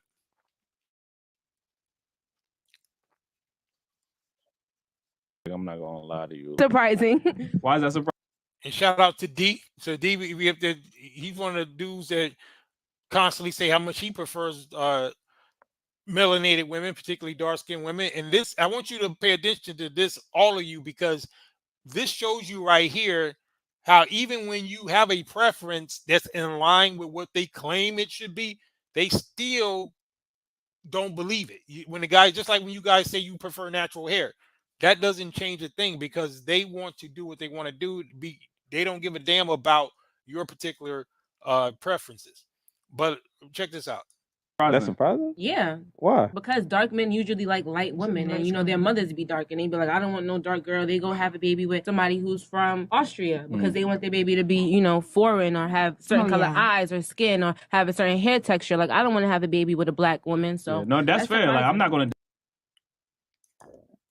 Now, what part is true? Right? I think you're talking about what I said, right? Yeah, he's talking about what she said. No, yeah. Then we debunked that already. We showed, like, when Matthew Knowles, right, as an example, that women who teach their sons, like his mother, Matthew Knowles taught him not to bring home a black nappy-headed woman, and that normally comes from the mother. Just like if you look at those Latin American countries, whether it's Dominican Republic or Brazil, it'd be those abuelas or those grandmothers who be teaching their daughters, basically, not to bring a black man home and so forth, things like that. And D said, my mother is dark and my father is dark. Yeah, so he double dark. Yeah, so in my case, my father's dark and my mom's like light brown. So, but I still came out like, dark brown. But yeah, D, but you dark and you prefer dark women, right? So that debunks her right there. Discount that. I do know black men that do act like that. Hi guys, welcome back to my channel. My name is Omaomi, aka Petit. Now this is another African woman, and I just want you to hear what she got to say. He said, I like the same look since elementary school. Yeah, you know what? I think a lot of that doesn't change over time. So yeah, you're right about that. But check this out. Diva, and in this video, we're discussing the experience of dark-skinned women dating either in the US or in Europe. For this story, the next time you feel ugly or insecure about your dating life, because I promise you, nothing is as embarrassing as what I'm about to tell you. I can't believe the internet is hearing this story, because it is actually mortifying. Like this haunts me. I have a huge crush on this guy in one of my classes. When I say a huge crush, I mean like I'm pining after this dude for months, for the entire. Now I want you to hear this. Now, the reason why I want you to hear this is because I'm going to point out something about these women that I don't think is often pointed out. A lot of these women, when they tell stories like this, they leave out a lot of important information. Like she's talking about, she's going to basically get dissed by this guy, right? And she's going to say because she felt it was because she was dark skinned. Now, here's the thing. A lot of these women are pining after guys who they themselves are not even dark skinned. They may be colorist themselves. They like light skinned guys, and then they get dissed, and then all of a sudden everybody's a damn colorist. So that's what they like to do. So I want you to pay attention to this and just listen to how she's going to just basically internalize the fact that, and it shows the fact that a lot of these women cannot take rejection. But it's a little short story, but it's very interesting, her reaction to being rejected. But watch this. Semester, I am staring at the back of this dude's head thinking, that's my husband. Too shy and I have negative riz to just go up and start talking to him, right? I just decided, you know what? I'm gonna write my number on a sticky note and just give it to him. And then my professor gets sick. Now, my professor was sick for like a solid month because we left for Thanksgiving break and then we didn't come back to that class until the day of our final exam. I have an entire month of not seeing this guy because we don't have class. And you know what they say? Distance makes the heart grow fonder. That is very true. Sitting, waiting to take the final exam, I'm sitting like in the lobby of the building on the couch, and the guy comes and sits right in front of me, and I'm like, oh my God, this is my moment, this is my time, this is my Super Bowl. Like, this is what I've been waiting 4 months for. I write my number on the sticky note. He gets up to leave, and I give him the sticky note. So I hand him the sticky note. He opens it, he laughs, and he's like, okay, I just won the fucking lottery. I have reached the promised land. So we go in, we take the exam. He finishes the exam before me. I get out of the exam, I see a text from him. I'm overjoyed. We start talking, haha and kiking. The vibes are good. The vibes are good. Mind you, this was the days of mask mandates and having to wear a mask to class. So he couldn't really see what I looked like because he never really paid attention to me and I was wearing a mask. I knew what he looked like because I fucking stalked him on Instagram. But after like a day or two, he's like, hey, I never really got a good look at you. Like, send me a picture. And I'm like, cool. I send him a photo. He stops fucking responding. When I tell you, I've never wanted to yeet myself off the top of a building more. Now, you notice how a woman at a situation like that, you automatically goes to that extreme when you guys, or just guys in general, deal with that on a daily basis. I mean, isn't that just crazy?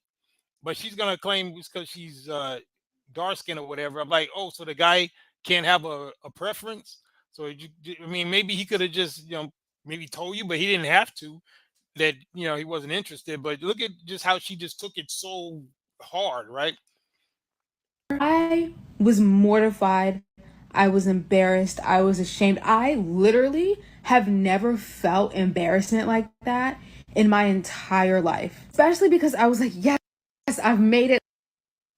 Like, I pulled my crush. I was so fucking excited. Dude thought I was ugly. So anytime you ever feel bad about your dating life, don't. Because nothing is more embarrassing than that. Hear ye, dark-skinned women. Do not ask no man what his celebrity crush is, okay? It's just setting you up for failure from the jump, okay? Let me just tell you. It was 333 when I started recording, so. Yeah, so they just going on to talk about how if you have a celebrity crush that don't look like them, then it's a problem. But these are the same women be claiming that somehow, they don't care about who you guys are choosing, but they don't even want you to have a celebrity crush that don't look like them. If you got a celebrity, just say your celebrity crush is somebody light skinned or whatever, then that's a problem. He said, why didn't she ever reveal her face to him before? Exactly. So maybe she could have cut out a lot of embarrassment if she had done that. And then Iman says he could see her forehead. It's not the skin tone, it's her face. Yeah. But, I just want you guys to see the type of ridiculousness that a lot of these Western women are talking. But let's get into a lot of what these African women need to realize as far as what is going to happen to them if they don't kind of scale back, whether it's that mouth or that mentality. Because what happens is a lot of times when these women from America go to Africa, because I meant to show you guys this before, and it is when they go over there with that mouth, they come up missing. And we're not making light of that. We're not saying it's funny, but I'm going to show you some videos real quick of a couple of African American women who are known to have been deleted. I think this one right here I'm going to show you. I think she went to the Gambia, and I think she's been since deleted. But I'm going to just show you this one, and I got another one that's going to show you this woman who's actively getting into it with an African guy, and I want you to pay attention to what she's telling them. But first, I'm going to show you this one right here. I think this one right here has been deleted, but she's from America, and she went over to I think it was Gambia. That no one seems to be talking about. A lot of folks come on talking about relationships. Yeah, you see whoever put the RIP there, they're doing RIP to her because she's already been deleted. And she got I think that's an unk on her forehead, but she was going over there on some African, comedic stuff, on that Hotep stuff. And then they basically took her out. He said she was too old. Yeah, but I think she had the wrong attitude as well. But right here in this video, before she got deleted, she was talking about how bad the violence was as far as against the women because they weren't taking that mouth. And he said she shouldn't have, well, Iman says, damn. And he said she shouldn't have left the stage. Yeah, I mean, because again, that stuff don't translate well. You can't go over to these cultures with these guys who have that type of mentality, who know the different roles. They have not been indoctrinated with Western doctrines. They're not simps. They don't believe the same things that you believe, and you going over there with that mouth. It ain't going to work, and that's why they come up like her. But I want you to pay attention to some of the stuff she was saying before she got deleted. And dating on the continent, but there are situations where sisters are coming over here and dating men and realizing that they're not who they thought they were. Okay, so that representative has left the building. After I guess a few days, weeks, they find out that the individual that they're with is possessive, unstable, Yeah, Zulu, why don't it go well together? So they're not supposed to, so they can't rest in peace. He said, and D says, like females can't do what we do in life. Yeah, exactly. Aggressive. These individuals, when they are told they no longer want to see these men, are being abused. These men are forcing their way into their compounds, into their homes, and no one's stopping them. Because the logic is when you get involved with somebody, that person now sort of possesses you or has access to you whenever they want. So I think it's important that people know, like, if you're dating online or if you get involved with someone when you come over on vacation, you really need to know who you're with. You may want to do a background check if it's possible. It probably would be a little. Yeah, I think she meant like if they get a house, Iman, like, that's considered a compound because they have a house and some land. So a lot of these guys like her, like when they go over there, they'll just they'll stack their money and they'll go buy land and property. And a lot of these African dudes, they'll go in and try to get with them, and they take them out and they just maybe take their land. That's probably what happened to her. You know what I'm saying? Because I heard the same thing kind of be going on in Ghana as well. And Shadow Zulu said, "R.I.P. and Shakina together sounds like blasphemy." Okay.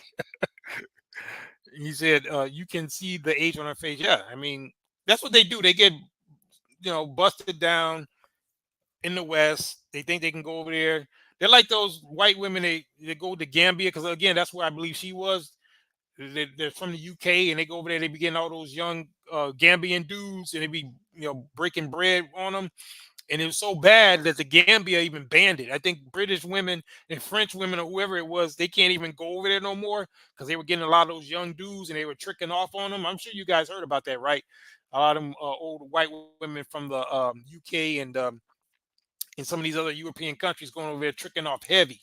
And a lot of these black women were running right in their footsteps. Well, Iman, she was in the Gambia because, like I said, she's been since deleted. He says, police can't do anything, man. They probably on the take too, because that's a whole nother society over there, man. A lot of those cops be on the take. They probably got part of it. The Shekina is in the presence of God in a place. Yeah. Let's continue. A little harder to do here on the continent, but there are enough people talking that know each other that you'd be able to get information as to a person's character. Although people can be very secretive, they also don't like to talk about the negative things that people do. Like someone will steal from you, but they don't want you to tell anyone that they stole from you because it makes them look bad. That's the mentality you're dealing with.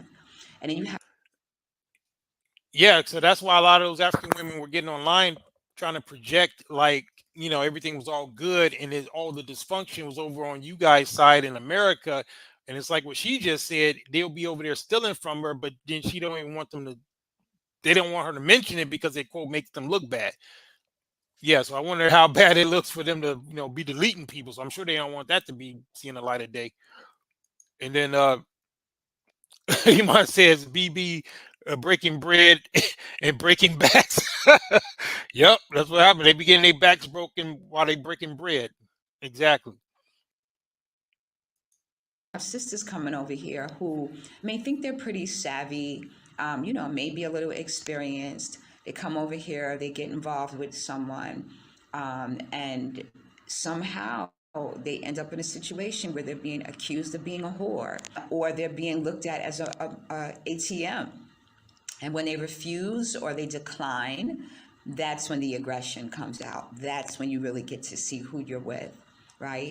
Exactly. And then But there are all of the advantages are on their side. See, them women, they can't do what they think they can do. See, they want to, and that's why this is a cautionary tale for a lot of these African women, because a lot of those African women, what they're going to do is they're trying to follow in the footsteps of westernized women like her, right? Because they think that's the end goal, right? But unfortunately, they can't see that the type of negative reaction that they're getting from their own men is the same type of reaction that they're going to get if they start trying to emulate or copy these women that are from the West going over there, and they ain't got it going on either. So what makes them think that if they develop those type of mentalities and practices that it's going to be any better for them? Case in point, I'm going to show you right here what happens, and this is in Ghana. This particular woman right here, I'm not sure if she's still on YouTube, but I remember she used to have a pretty popular channel. Her name was ES or something. You guys may have seen her before, but she married some prince dude over in Ghana. I guess he was called a prince, but she was involved with this guy, and she had got some land or something. But now she's over here literally fighting the dude. This happened a while back, but I want you guys to check out this video to see so you can see the type of attitude they be trying to bring over to these African dudes, but they ain't having it. So let me pull this up. Check this out.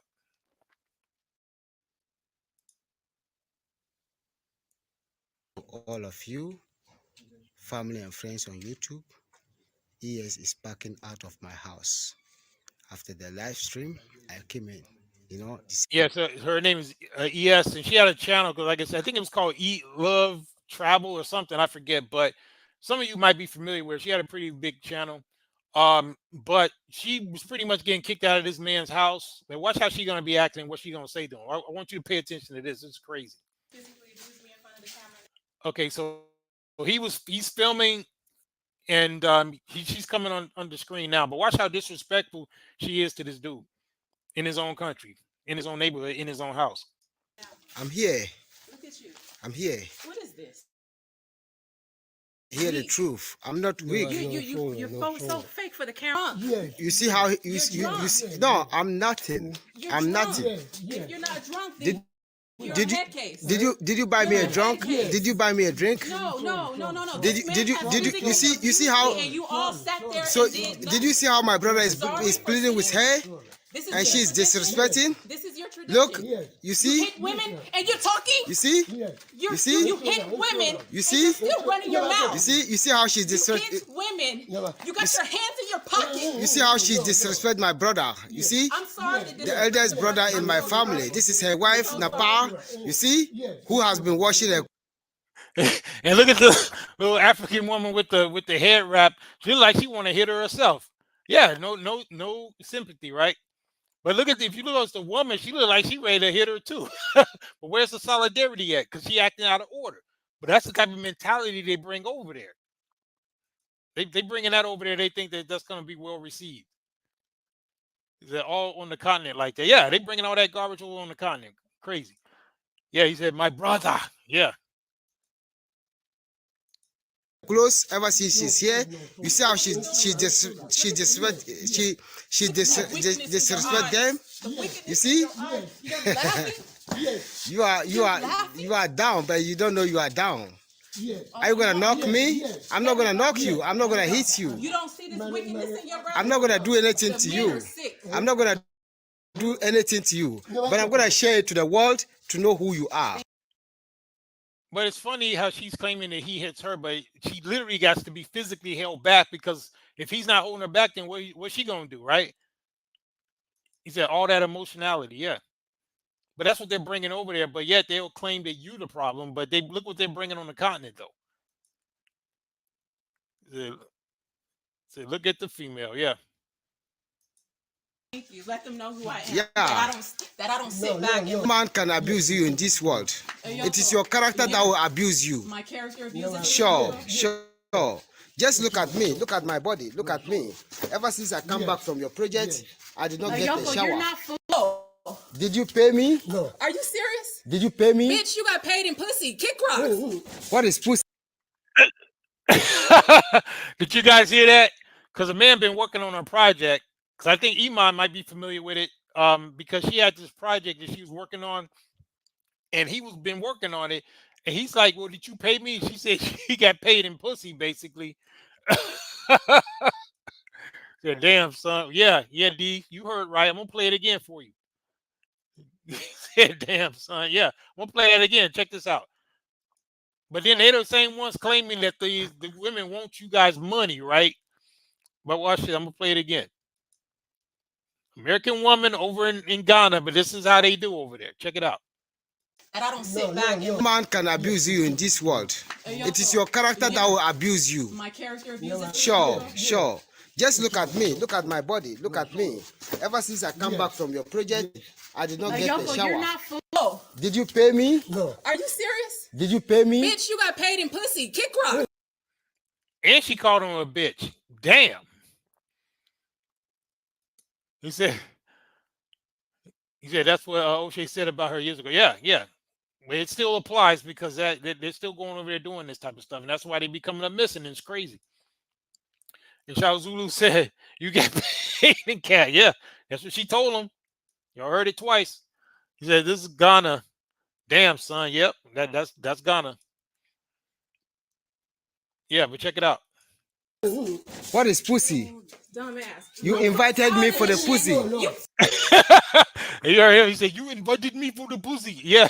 So she invited him for that, but she wasn't expecting him to want to charge her for the work he did, right? So you see how they put that equivalency, like they don't tell her how much work this man did building her house or whatever, but she felt that her previously used box was the equivalent of this man building up a damn village for her. So it's kind of crazy.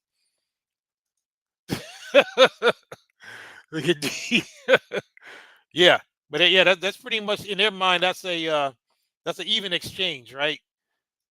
They give up some very well used box, and you get to build them a village. Yeah. You invited me for the pussy. Dude, you so dumb. You invited it for. You guys don't believe this. You invited me for the pussy. Away with this. As a tactic at my face. Of course, I Now she the victim. So it cut where she was literally trying to attack. We seen it. She was literally trying to attack the guy, but then now she's talking about she the victim. Yeah, he's like, shit, you gonna give it to me? Yeah, exactly. He said you offered it, and that's probably why she did, because she was, finessing them to get the land or whatever. He said, that's what they do over here. Yeah. So again, they're taking that show on the road, and we see it does not translate well. And this is a warning to these African women. Those of you who want to follow in your African American sisters' footsteps, this is the type of response you can look forward to with that feminism, because that's what this is.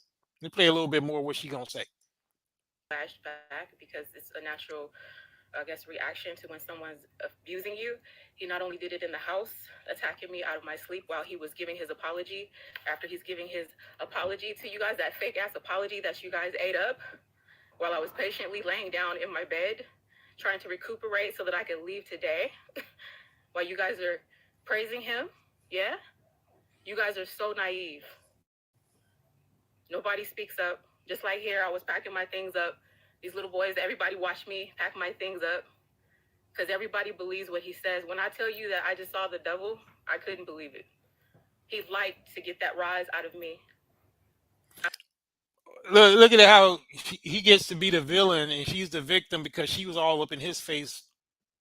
At no point did he try to attack her, but we saw what happened. But yeah, but I just want you guys to observe that to show you that this is the type of behavior that they take over there. And if these African women aren't careful, they are going to start behaving like that and get the same type of results.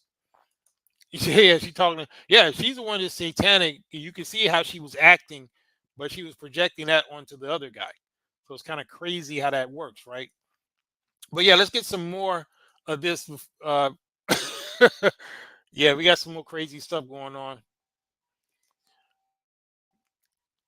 Because Israel's in the building earlier. I don't know if he's still out there. We're gonna see if he wants to hop on. Yeah, because I don't know how much longer we're gonna be on. Probably gonna be on probably another 15 minutes. Like I said, I got some stuff to do.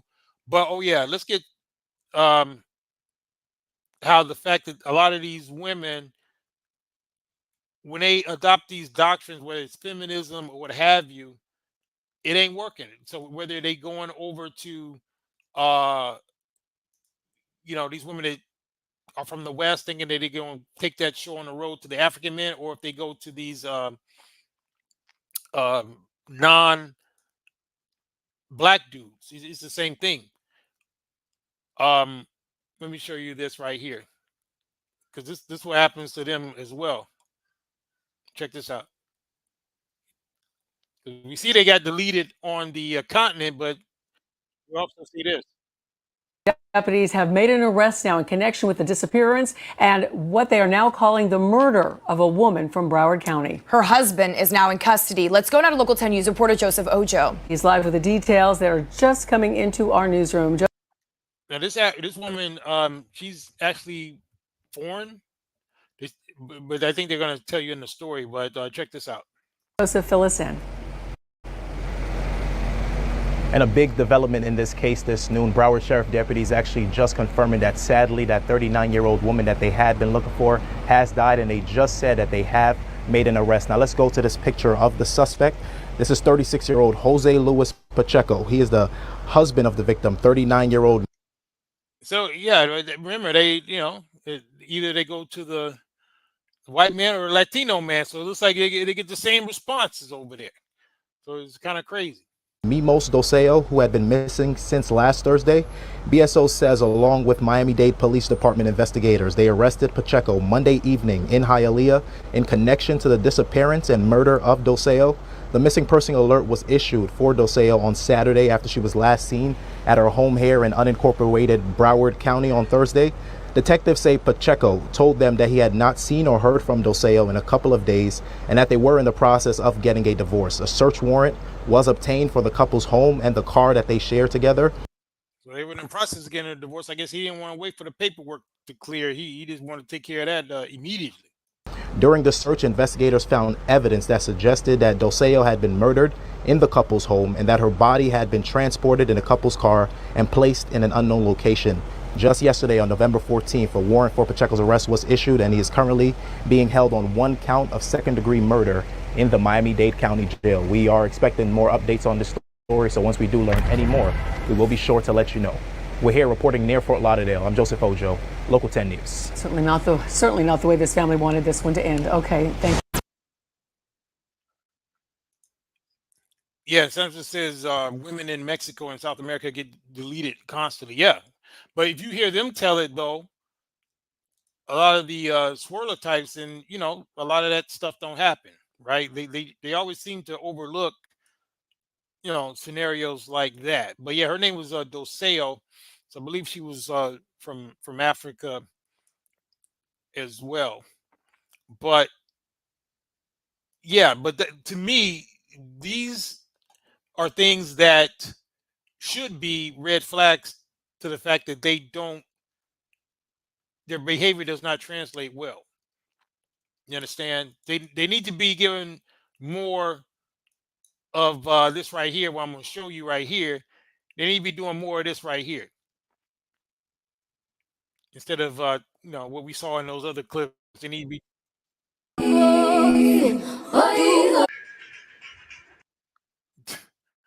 The dude gave the thumbs up, but yeah, what you guys see right here, right?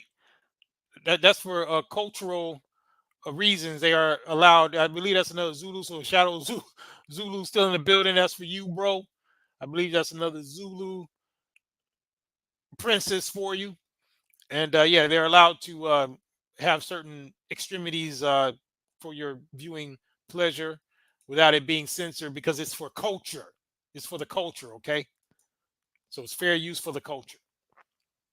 And yeah, I think we got some other stuff for you. Look at Something said, "Yep." So let's see. We got another one right here.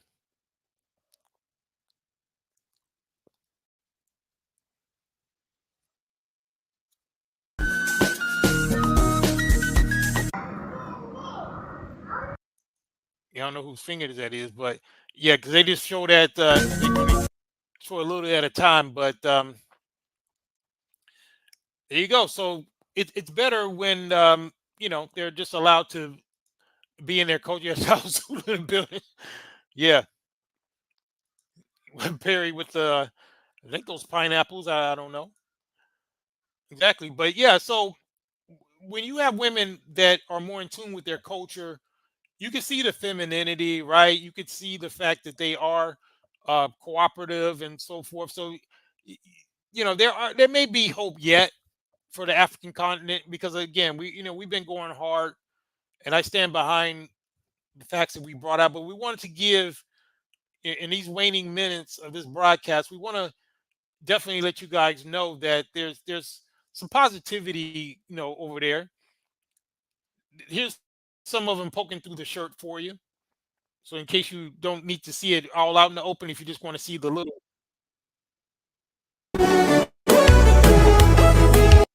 And that one's for D because D likes the heavily melanated ones, but you got some headlights right there for you, D.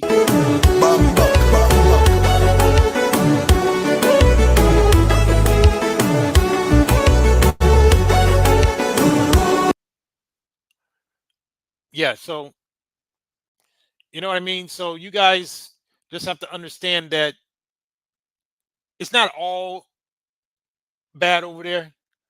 And what did Shadow Zulu say? He said, I prefer them in their culture wearing their traditional dresses. Yeah. And that's another thing too, guys. So for you guys who are trying to discern whether or not um, who to choose or who not to choose, a good indication would be their ability to still be immersed in their own cultures, right? Because part of them not being as westernized is how they dress. And if they are not dressing in the traditional whole uniform, then you should be able to identify the fact that they are more in tune with their culture and their cultural values. So that's another reason why I like to show you some of these women in their native outfits, because that's a good indication for you guys in terms of where their mindset is. Because if a woman is going to wear her traditional garb, you know, then that speaks a lot about her mentality. Yeah, yeah. You are my So you know what I'm saying. So if they let me move Shadow Zulu's comment real quick so you can get the full view. African queen. Ooh, Lord. Ooh, Lord. You don't know about that music, but yeah. So they got the the various different tribal wear going on. Let me see if I get you guys another one here. Hold on. So there's still some things over there in Africa that may be worth salvaging, So I want you guys just to be aware of that. Oh, yeah, and this one right here, I guess, is one of the ones that kicked it off because of what one of these guys said. I think she's from the colored community, this Tila chick. So you can check this out.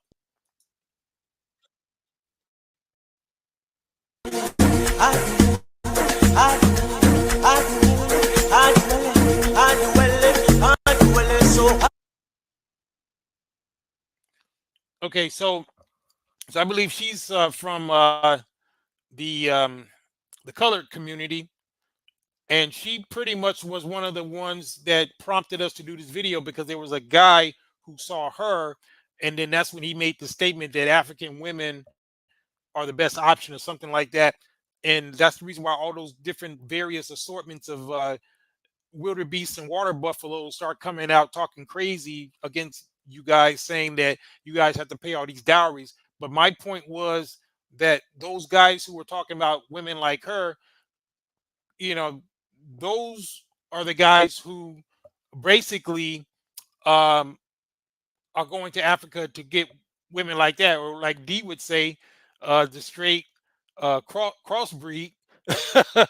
Yeah, and but the point is, those are the same guys who will go to Brazil, go to Dominican Republic, so they're looking for the exotical type, and that's cool if that's their preference, right? But why were all of the women speaking up not the ones that were fitting that phenotype? That was the issue that I had. Because, and that's why I said you guys need to be more specific. Just like if a guy says, okay, he wants a woman that looks like that, or this one more miscegenated, or like D so politely states, a crossbreed, then they need to point that out instead of pumping up these women's head across the continent who don't fit that particular phenotype. Because, like I said, personally, I like the West African phenotype. I like melanated women. I don't, I've dealt with women that were mixed, but my preferences are the ones that are more melanated.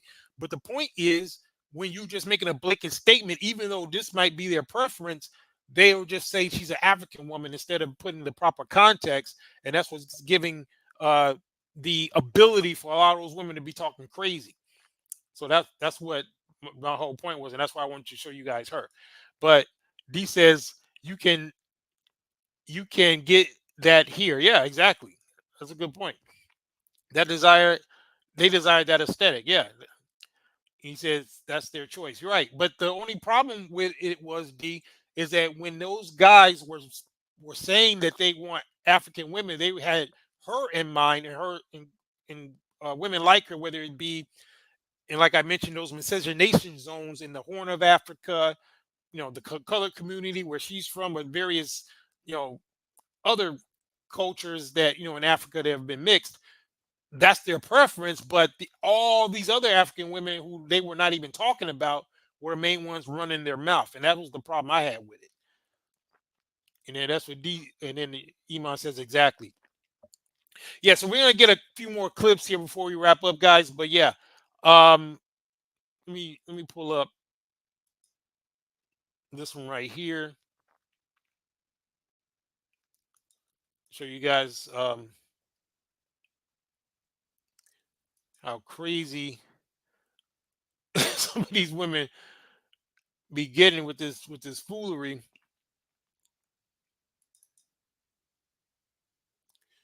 Um, And this is something you guys got to realize too. You got to be careful because we talk about this witchcraft, right? We talk about the how a lot of these women, they basically are working this magic, right? When it comes to their looks. Let me show y'all something. It's crazy right here. Hold on. Make sure I put it in here. Where is it at?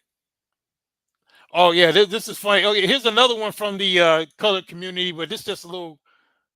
Oh, that one won't. Okay, let me take this one out. Yeah, I'm gonna show you a little funny one too, right? Since we're on the subject of the colored community, because you know that other chick, I think her name is Doja. Yeah, thanks. Yeah, thanks for this night for the string, bro. No, no problem. No, thank you for being here, bro. I appreciate that. Thank you for being in the building. And then Jesus says, I like them all from light to the darkest skin. I just don't like pale skin where they look like a complete ghost. Yeah. Yeah, I hear you. And the D says, like crossbreeds, hybrids, Hispanics, etc., are similar in appearance. Yeah.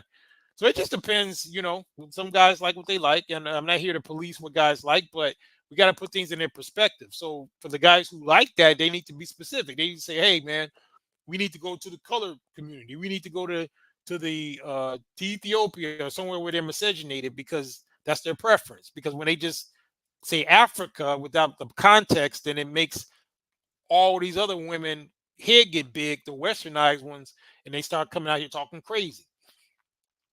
That's the problem. And the D said Arabs and Hispanics are also similar in appearance. Yeah. Yeah, there's a connection there as well if you go back far enough. But yeah, check this out right here. It's a little funny, but this is another one from the colored community. This chick named Doja Cat. I'm still not sure what she does. I guess she's a rapper or something, but watch this. It's funny. Little comic relief.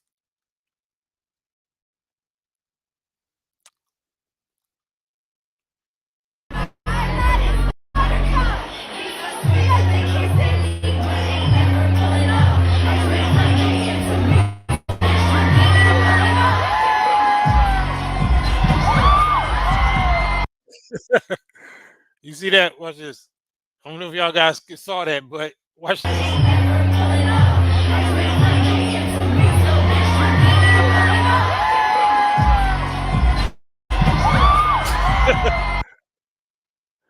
No coordination. Fell straight on her ass. So I'm the same way. I don't want anything pale. Okay. She's the devil, literally. He said she's demonic, like for real. Probably so. And maybe she was trying to get back to hell when she fell like that. I don't know. Well, you guys know more about her than I do. I just thought that clip was funny. And she fell off on the stage like that. But yeah, let me show you guys this. Let me show you. Oh yeah, here's a. Let's see, was it this one? Let me see.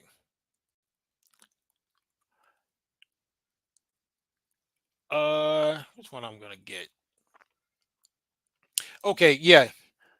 Look at this. So this is how they be making themselves up.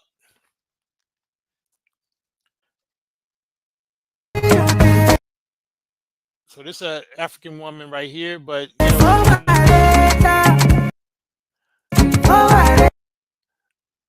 so voila, all they got to do is throw a bunch of cake up on, and you got a whole new woman, and that's when they charge you those high dowries like that. And then Iman says, did you see her music video? I didn't. If you're asking me, I don't watch none of that garbage. And then he said, D, I do not know. He said, I found it. Demons is the name. Wait a minute, she got a song named Demons? He said Demons is the name on it. He said, oh no. No, I don't know. I don't know what you guys are talking about, because like I said, I don't pay attention. I just seen that clip. I didn't know she was all into all that. I mean, I'm not surprised, but Yeah. But yeah, so you look at the before and after. So you see right here, almost look like a different woman, don't it? So you go from that to that. Or it takes about a pound of makeup, and there you go. And Samson says, "Yeah, Doja sold out, bro." I mean, for them to even get in that position with limited talent, you know, a lot of them been sold out. And that to me, that's a given because I don't even understand how a lot of these women that's out here today are even a thing. Half of them, or most of them, I don't even know who they are or what they do. Um, so to me, it's not surprising that they would sell out. Um, yeah. So again, the final verdict for me, guys, is that you do have women who are on the African continent that are still worth it. You just gotta be more discerning. And Iman says that's why I never give a high rating with makeup on. Got to see their natural first. Yeah, I agree. And then D says I think one of her parents is Jewish. Yeah, he talking about the Doja chick. He said I prefer women who is naturally beautiful with zero makeup. Yeah, and again, I'm the guy who will accept a woman wearing some makeup, specifically if we're going out somewhere, because you know how women want to dress up and look nice. I don't have a problem with that, but when she's around me, most of the time, I need to see the natural. Um, I do prefer specifically, you know, when if we're just hanging out with each other, you know, unless we go into an event or something, then I can see it. But if we're just together, I don't need to see a bunch of cake up. Um, and then he said, I don't really know her, but her force, you know, they force you to know them. Yeah, exactly. Yeah, they kind of force them on you. They bombard you with them in your feed. Yeah, exactly. But to me, I think that the thing we want to take away here in terms of the question of the show is, are African women really the best option? I would say it depends on what you want because we're not going to limit our assessment to just whether or not they're all bad or good. We're saying that you got to be strategic. You got to look to each country, each tribe, each individual woman, and find what works for you. I still believe that you can find high quality women on the continent of Africa. Even with us doing this particular or these series of broadcasts, it wasn't me trying to cast them all off as if I'm saying, well, they're garbage. We know we don't need to be dealing with them. Y'all need to be going to other places. No, I mean there's still some writers. Um, you know, and like I said, as long as they're doing stuff like this right here, they're keeping it the way they need to be keeping it. Uh, then we can work with them. Challenge for you all. This is challenge number 7. Yeah, as Let's long as go they ahead and get teaching stuff started. Do like this, not forget to stretch before instead of teaching each other, garbage and propaganda about you guys, they need to be teaching each other stuff like this. you do it and up. I'm going to show you from the back. You're going to go down and up, and you're going to samba for 8. 1, 2, 3, 4, 5, 6, 7, 8. Once I finish my 8, I have my Yeah, so right shouldn't they foot be front. I'm just spending going more to time? sweep back. Shouldn't they be spending more time teaching each other stuff like this? I mean, I don't know. What do you guys think? I think they should be spending more time, teaching each other this instead of feminist talking points and propaganda about you guys. You know what I'm saying? Instead of 7 with soap. Okay. With the right A little bit more. tempo, and then I'm going to go back with the left tempo. So 1 count each. I finished my samba on the right. Tempo, tempo. Again. Tempo, tempo. Just to go over the weight distribution, I'm going to heel. to give myself some good balance here. Okay. So again, Oh, really? Is that? Oh, really, Charles? So you said they'll spill the beans on them, right? So they really got to be careful about their reputation. If it's like that, if they diamond them out like that, yeah, definitely. They definitely need to be on their squares when it comes to their reputation. But my point is, if they were doing more of this, then maybe you guys could work on them a little bit more. finish my samba on 8. I'm going to go. I'm sorry, my right foot is back, my left foot is front. My left leg is going to meet. Yeah. Contra. Yeah, you Okay. see what I'm saying? This again from the back. Tempo. Tempo. see if we can get the full thing right here. 4, 5, 6, 7, 8. Sweet. Sweet contra. Contra. Contra. Da. Perfect. Now isn't that more constructive than a lot of foolery they get out here talking? So I'm just, I'm just saying, that's type of stuff you guys, I think would be a little bit more receptive to, if I'm not mistaken, but I could be wrong. But yeah, guys, you know what? I'm gonna give you a little sneak preview of some of what we're gonna be doing going forward. Oh yeah, and another thing I was gonna show you is that some of the women that were being interviewed, because I think I had a series of clips, because I think I showed clips where some of the women were saying that they preferred foreign men, white men, and all that, but some of them actually say that they prefer American black men. If you look at some of those interviews, so we didn't want to give the impression that all of them, when they are being interviewed, that they all are just saying that they only want non-black men, because some of them actually are saying in some of those interviews that they were preferring black men, particularly black men from America. So thought I had loaded some clips on that. Hold on, because I wanted to make you guys aware of that as well, because a lot of them, unfortunately, they've been given a bad rap because of the ones that, the vocal minority, as it were, be the ones out here talking crazy.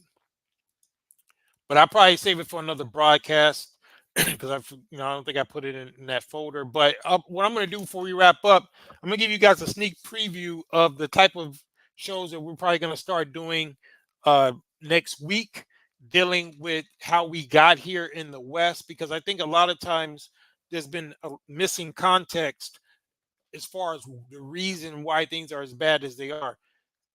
And a lot of these women don't want to own up to the role that they and their mothers have played in this situation. But we got things like this that have really set the tone for what's going on in the Western world, particularly in the community. And so I'm going to give you a sneak preview in terms of what we're going to be tackling going forward, dealing with how a lot of these women were doing stuff like this right here.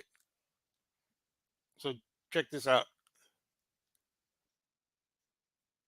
Years you have known only one man, the defendant, Mr. Ellis, to be your biological father.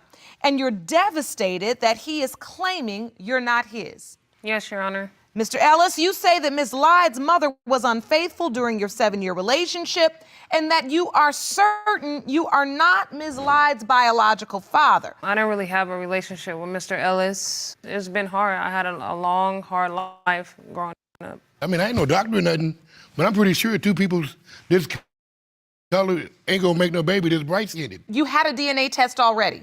Yes. Explain. When I was away, her mother called child support on me. They came and took the DNA test. You got the results back? I got the results back. It was 99.9 that I wasn't the father. Mr. Ellis, you are the father. Whoa! I knew it. Yes. I love you. Oh, that was the wrong one. No, this one um, shows how a lot of these women be lying. Now, he was actually the father, but he said she's not bright. But I'm going to show you something right here because this is like a different clip, but this is the one I want to show you. Let me load it. I thought that one was it because I wanted to take you guys back before we even got to where we are today in terms of why things are as bad. Now, even in that example, it just shows you there was always confusion. He happened to be the father, but there's always, like they say, mama's baby, daddy's maybe, right? But I'm going to give you guys a sneak preview here about what we're going to have to deal with, because this is how a lot of this shit got started with a lot of this stuff that was going on right here. Hold on. Let me show you something. One moment. Let me load this up before we wrap up. Just a little sneak preview.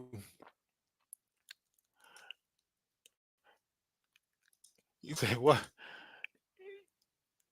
She's dark and wearing makeup. Yeah. He said, why does the judge look like she could be the mother too? He said would be darker without makeup. Yeah, exactly. But yeah, let me check this out. Watch this.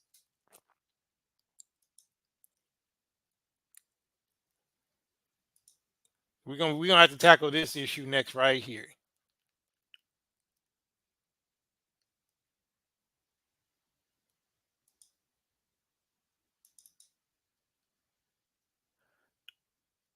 Yeah, let me take out some of these videos so I can load this other one.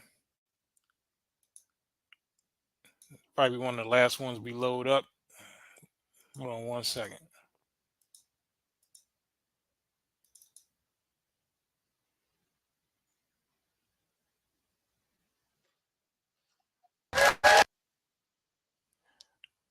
Oh, hold on. I want that one.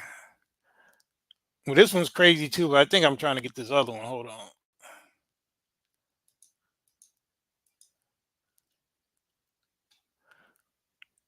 I'm about to say this one to next week and see if it's gonna load. Man, that one ain't loading. Hold on. Try this other one. Yeah, this stream y'all be acting crazy. We're doing well for a while, but then it's not acting crazy.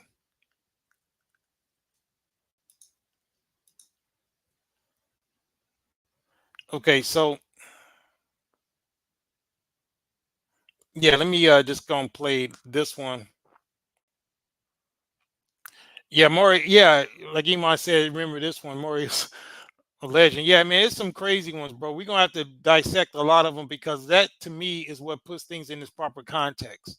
Because a lot of people be forgetting. But just check this out. This is the type of this one. She's 21. We'll play this one, but I'm gonna have a crazy amount for you guys next week.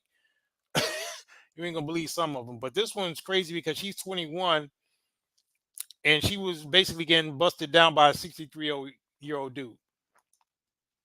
But they be the same ones talking about you guys going overseas, messing with women in their 20s, and you ain't even in your 60s. But then this is what be going on in the States right here.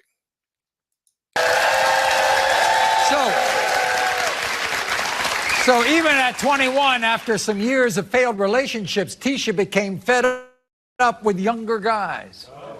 And she found love with a more mature man. Her 63-year-old boyfriend, Cliff. It's fine. Nothing wrong with it. Nothing wrong with it at all. Now, Tisha says her grown-up boyfriend, Cliff, is acting like a child because he's now denying their 10-month-old son, Cody. And how about this? Cliff swears he's had unprotected sex over 50,000 times in the last 27 years, and no one ever got pregnant. Watch. Why don't I think Cody's mine? I'll give you 3 reasons right now. 1, I haven't had a kid in 27 years. 2, I had sex over 50,000 times, and no one ever got pregnant. 3, Keisha didn't get pregnant for 2 years, and we had sex every single day and night. I'm 63 years old. There's no shot in hell this baby's mine. We're nothing but a devil deny that baby. What do you think? We're nothing but a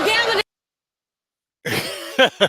So he might say, yeah, Cody. He said, I bet she 40 now and want a younger man. Exactly. Yeah, we're gonna say that one, but yeah, we'll get the results next week. I just want to give you guys a sneak preview. This is what we're gonna be doing going forward. We're gonna be going through some of these old shows. I'm telling you, I got a list of them, and we're gonna have to put this in its proper historic context because a lot of people don't remember what happened from the 70s through the 80s to the 90s, and those women that were like her back then, they are the mothers to these 304s that y'all see today. And that's the problem. You see what their behaviors were. The type of at 21, like somebody said, like Iman said, she's 40 now and want a younger man. But this is the type of stuff she was doing at 21, right? And so like a time capsule. And then he said, I like her look. Yeah, but you can't let the looks deceive you, Dito, man. Snap out of it, bro. Look into the light. Don't let that deceive you, bro. He says, I know the results. Okay. So he might have, he know the results already, but we got some, man. We're gonna be loading them up next week. So I just want to give you guys a sneak preview on the direction that we're gonna be going. He said, obviously, yeah. I know you know better, D, but that's how they a lot of guys get caught up because of them looks. But yeah, but anyway, as I mentioned, we just wanted to close out that series on the African women for now. I meant to play you know what, I almost forgot. I'm glad I remembered. I'm gonna play this quick conversation that I had with this African woman that called the show. Thought I loaded it already. Let me see if I can find it. If it don't, then I'll wait. But I want you guys to check this out. Let's see what I did with it. Right before we wrap up, let me see. I just remembered. Let's see what I did with it. If I don't find it now, remind me to play it next week because it's something you guys need to hear. Or you know what? I might just put it as a short, or we may just make it into another video. But I wanted to play it live for you guys, but let me see if I can find it. It's not too long, but let me see, where is it at? I thought I put it in here. Okay, yeah, here it is. I want you guys to listen to this conversation real quick. I'm gonna have to skip through because I think it's like 5 minutes, but I don't want to necessarily play the whole thing. But this was between me and this African woman, and this is me schooling her, letting her know about the difference in terms of what men and women bring to the table. She was accusing me of saying that I felt like men were superior to women and so forth. And I said, well, within the dynamics of a relationship, the man is who's bringing the value, right? That's why, we're the head of the household and so forth. I said there's a hierarchy.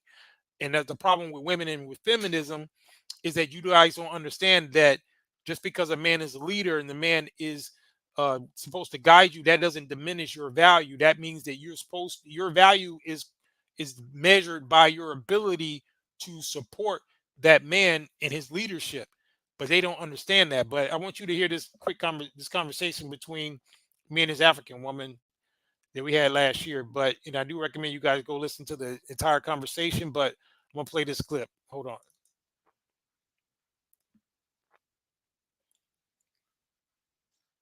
She's not valuable. She's very valuable, specifically to that man, because he's saying, look, I'm out here working. I need a household to come home to so that I can recover, so that I can go back out and do what I need to do. So she's definitely valuable, but who is the provider? Who is the one that's maintaining? Because whether she's there or not, the house is going to still get paid for. The bills are still going to get paid. So that's the point I'm making. That's the true value. That doesn't mean the point you're making is men have more value than women, and that's the point you're making. I'm making it within the context of the relationship that they're in. If the man is the chief Within the provider, context of relationship and everything, basically, men have more value than women. That's what you're saying. yeah, but so okay, so how is that wrong though? So what are you saying that what a woman in that same scenario that I just gave you, are you saying that they're 50-50, or are you saying that the woman's more valuable? What are you saying? I am saying there is an issue with you thinking men have more value than a woman in a relationship and in any other thing, because I think your views would translate to other um, human interactions and industries. No, So no, I I didn't think say. See, now you're running with that. So okay, okay. I Let me didn't say not all put that. words in your mouth. I'm sorry. Yeah, I'm because sorry. I'm sorry. you're trying to say Okay. I was doing that. Now that's what you're doing. Okay. I'm keeping it right where it's at. I'm keeping it right Right. in the Okay. Right relationship. where it's at. I think there's an issue with that. There's an issue with that, and I've explained why. So I we No, should no, not seen the reason. I don't think it's something you would want to see at all. no. But again, if you look at the scenario that I just painted for you, are you saying that in that dynamic where a man is telling his woman, "Look, I'm gonna go out here. I'm gonna take care. I'm gonna build my business. I'm gonna do all of this. I want you to stay home. I want you to take care of the household. I want you to make sure that I got a home cooked meal. I want you to do all of this." In a dynamic like that, you're saying that they're 50-50, or you're saying that she's more valuable than him? I mean, what are you saying? In a dynamic like that, the way you're seeing it, that the man has more value than his wife. He's providing is all of that. She's cooking. She's giving him a home. In that dynamic where he thinks he's much more valuable than his wife, there will be issues. Let me tell you, there will be issues. That dynamic only works when the man sees his wife as just as valuable as him. Because Who if says you're who? looking at your, Who says that? Who says that the man has to look at it? I'm telling you, He's that not gonna. dynamic works. That is dynamic here in my country. Yes, but marriages work when the husband views the wife as she's giving me all of this. I love her. We are both valuable. We are valuable. She's not Known man. less valuable than me because she's at The amount home of taking care of the embarrassment. kids. Okay, I'm sorry. I'm just getting a couple clips before we. Okay, all right. I'm Let's look at it, please. oh, okay, all right. So yeah, I'm just going to show you how these women are interpreting what he's saying. Then I'm going to show a couple more clips about to kind of dispel this whole thing, like this guy. And real quick, guys, this was concerning the Simone Biles situation last year with her and her husband. How women were butthurt because he said he was the prize. And my point was, well, she said he was the prize too because she was the one pursued him. But they had a problem with that because they always want to be the prize all the damn time, right? And me and this woman, she's from Ghana, I believe we're having that discussion, and she was basically saying that I was wrong for claiming that a man's bringing more value to the relationship. But we're gonna see how we got a couple more minutes here, but I want you to check out how this conversation goes before we wrap up. So, and then you guys could chime in. But check this out. Didn't value her and all that, but look at what these women are saying and how they're misinterpreting this whole thing. But watch this. Saying this, the way that this man had this mindset the entire time that he was dating her shows why he's speaking about her in this way while they're married. We are talking about someone who is the most decorated gymnast in the world and someone who's on the practice team for an NFL team. You see what she just did there? Can you hear me? Yes, I can hear you. But you pay attention to what she did, and this is consistently what I've seen. She's Well, she's putting Simone up here just because of her accomplishments outside of the dynamic of their relationship. That has nothing to do with it. Her accomplishments as a gymnast has nothing to do with the dynamic of their relationship. But what this lady just did is what I've seen consistently with you ladies in terms of how you are framing this. You're putting her up here and saying, well, just because, he said what he said, then he's putting her down, even though who is he? She's up here. She even did the hand thing. Oh, she's up here, he's down there. So, I mean, what is that? The issue you're saying you're having is you think women think they're more valuable, and you're saying men are more valuable. And I'm saying it is funny to me that you're the exactly what you're complaining about is exactly what you are. So why complain? Well, again, see, it's not that I'm complaining. I'm just pointing out the hypocrisy, because at the one hand, when there's clearly a dynamic, if it was a contest between who's the most successful, then yes, you can argue that if the relationship was solely based on um what she's accomplished versus what he's accomplished, then yeah, I would say, and it doesn't matter that she's a woman, I would say if that was the whole dynamic of their relationship, I would say yeah, she's bringing the more value, she's the gold medalist, she's probably worth more money than him, all of that, she's more famous than him, whatever the case is. That's not a relationship. I'm talking about within the framework of a relationship, because that's a rarity. Most of the time, as I mentioned, it is the man who's providing, is the man who's protecting, but that's just the nature of the dynamic between men and women. It's just like if you take the the way that the family is arranged. You have the father, the mother, and the children. The children have value as well, but they're not more valuable than the parents. Do you believe that that's the case too? That children in a family are just as valuable as their parents in the Children are meant to be guided. They're children. and They so don't are know women. anything. And men are supposed to guide their women too. That's the point. Exactly. The guidance is what provides the value and the leadership. That's what a man is supposed to do to the woman. The man is supposed to set the tone and the structure of the household, and the woman's supposed to follow it and teach the children. That's the dynamic. I rest my case. Thank you for playing. But I win again. Thank Wow, you I for don't playing. think.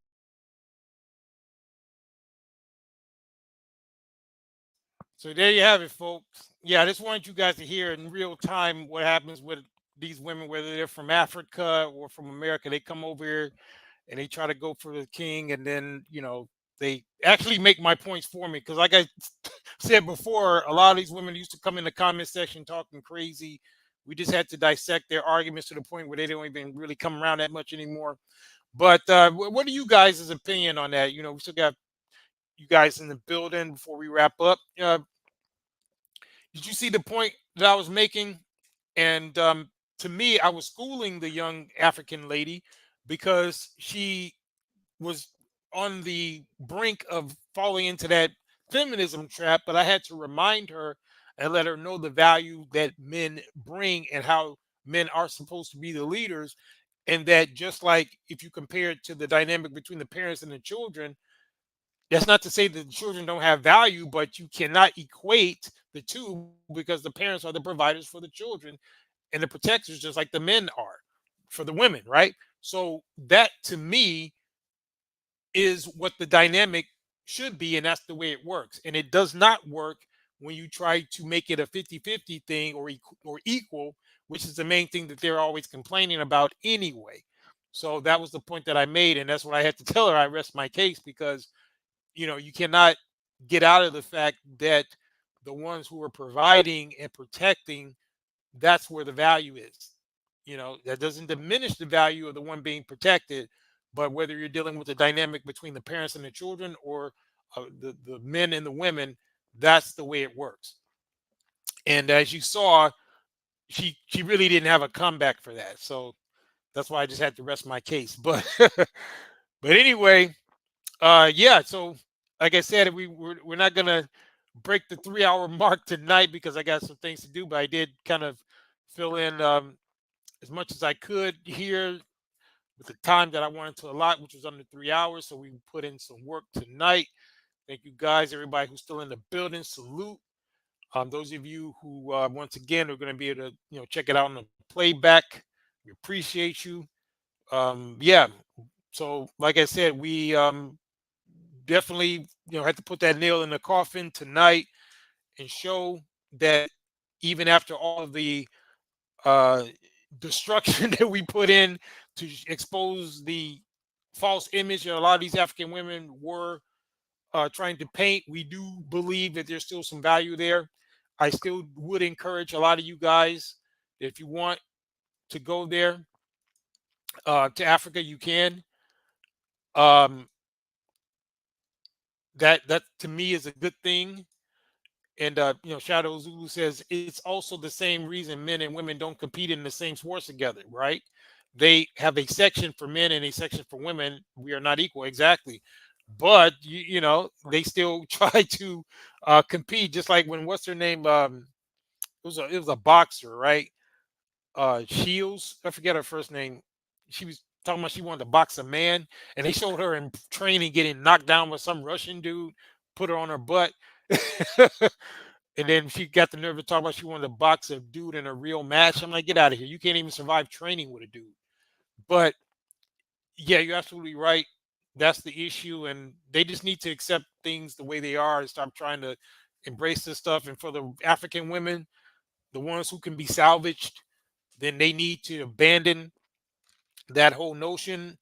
Otherwise, they're going to end up out here looking bad like the woman I played earlier, 40 some years old, crying about how the Nigerian dudes is trying to finesse them and all that kind of stuff. It's going to be looking bad. Or the one that Shadow Zulu calls the milk dud. I was going to play her tonight again, too. The one is crying, talking about how she giving up on feminism. That's what they're going to get if they don't stop.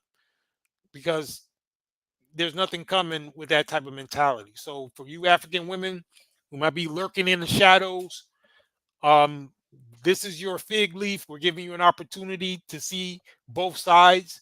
You can proceed down your road to destruction and see that your sisters in America, you're going to end up like them, or you can embrace your traditional cultures, start trying to uh, rest more in your femininity, give up that failed experiment of feminism, and embrace who the creator made you to be. And then your life will be better and it will be a better world. So we're over here solving the world's problems.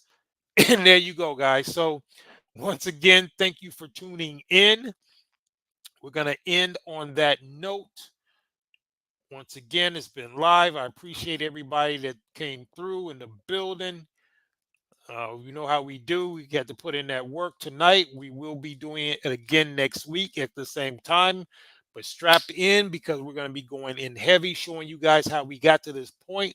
I've been wanting to do this type of show for a while because I said, you know what? There's been a lot of missing context. So I have a lot of old clips that I'm going to show you that you've probably never seen before. I just kind of tease you with the Maury stuff, but I got other clips that are going to show just the type of media that was going on before a lot of you guys were maybe even born.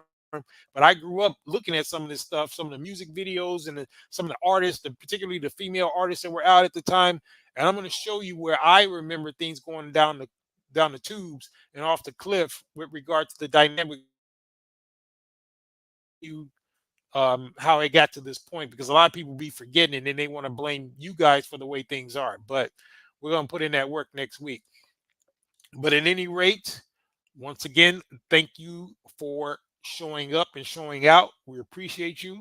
And we're going to end the way we always do. We're not just a podcast, we're a Squadcast. There's a very big difference. Mission complete, over and out.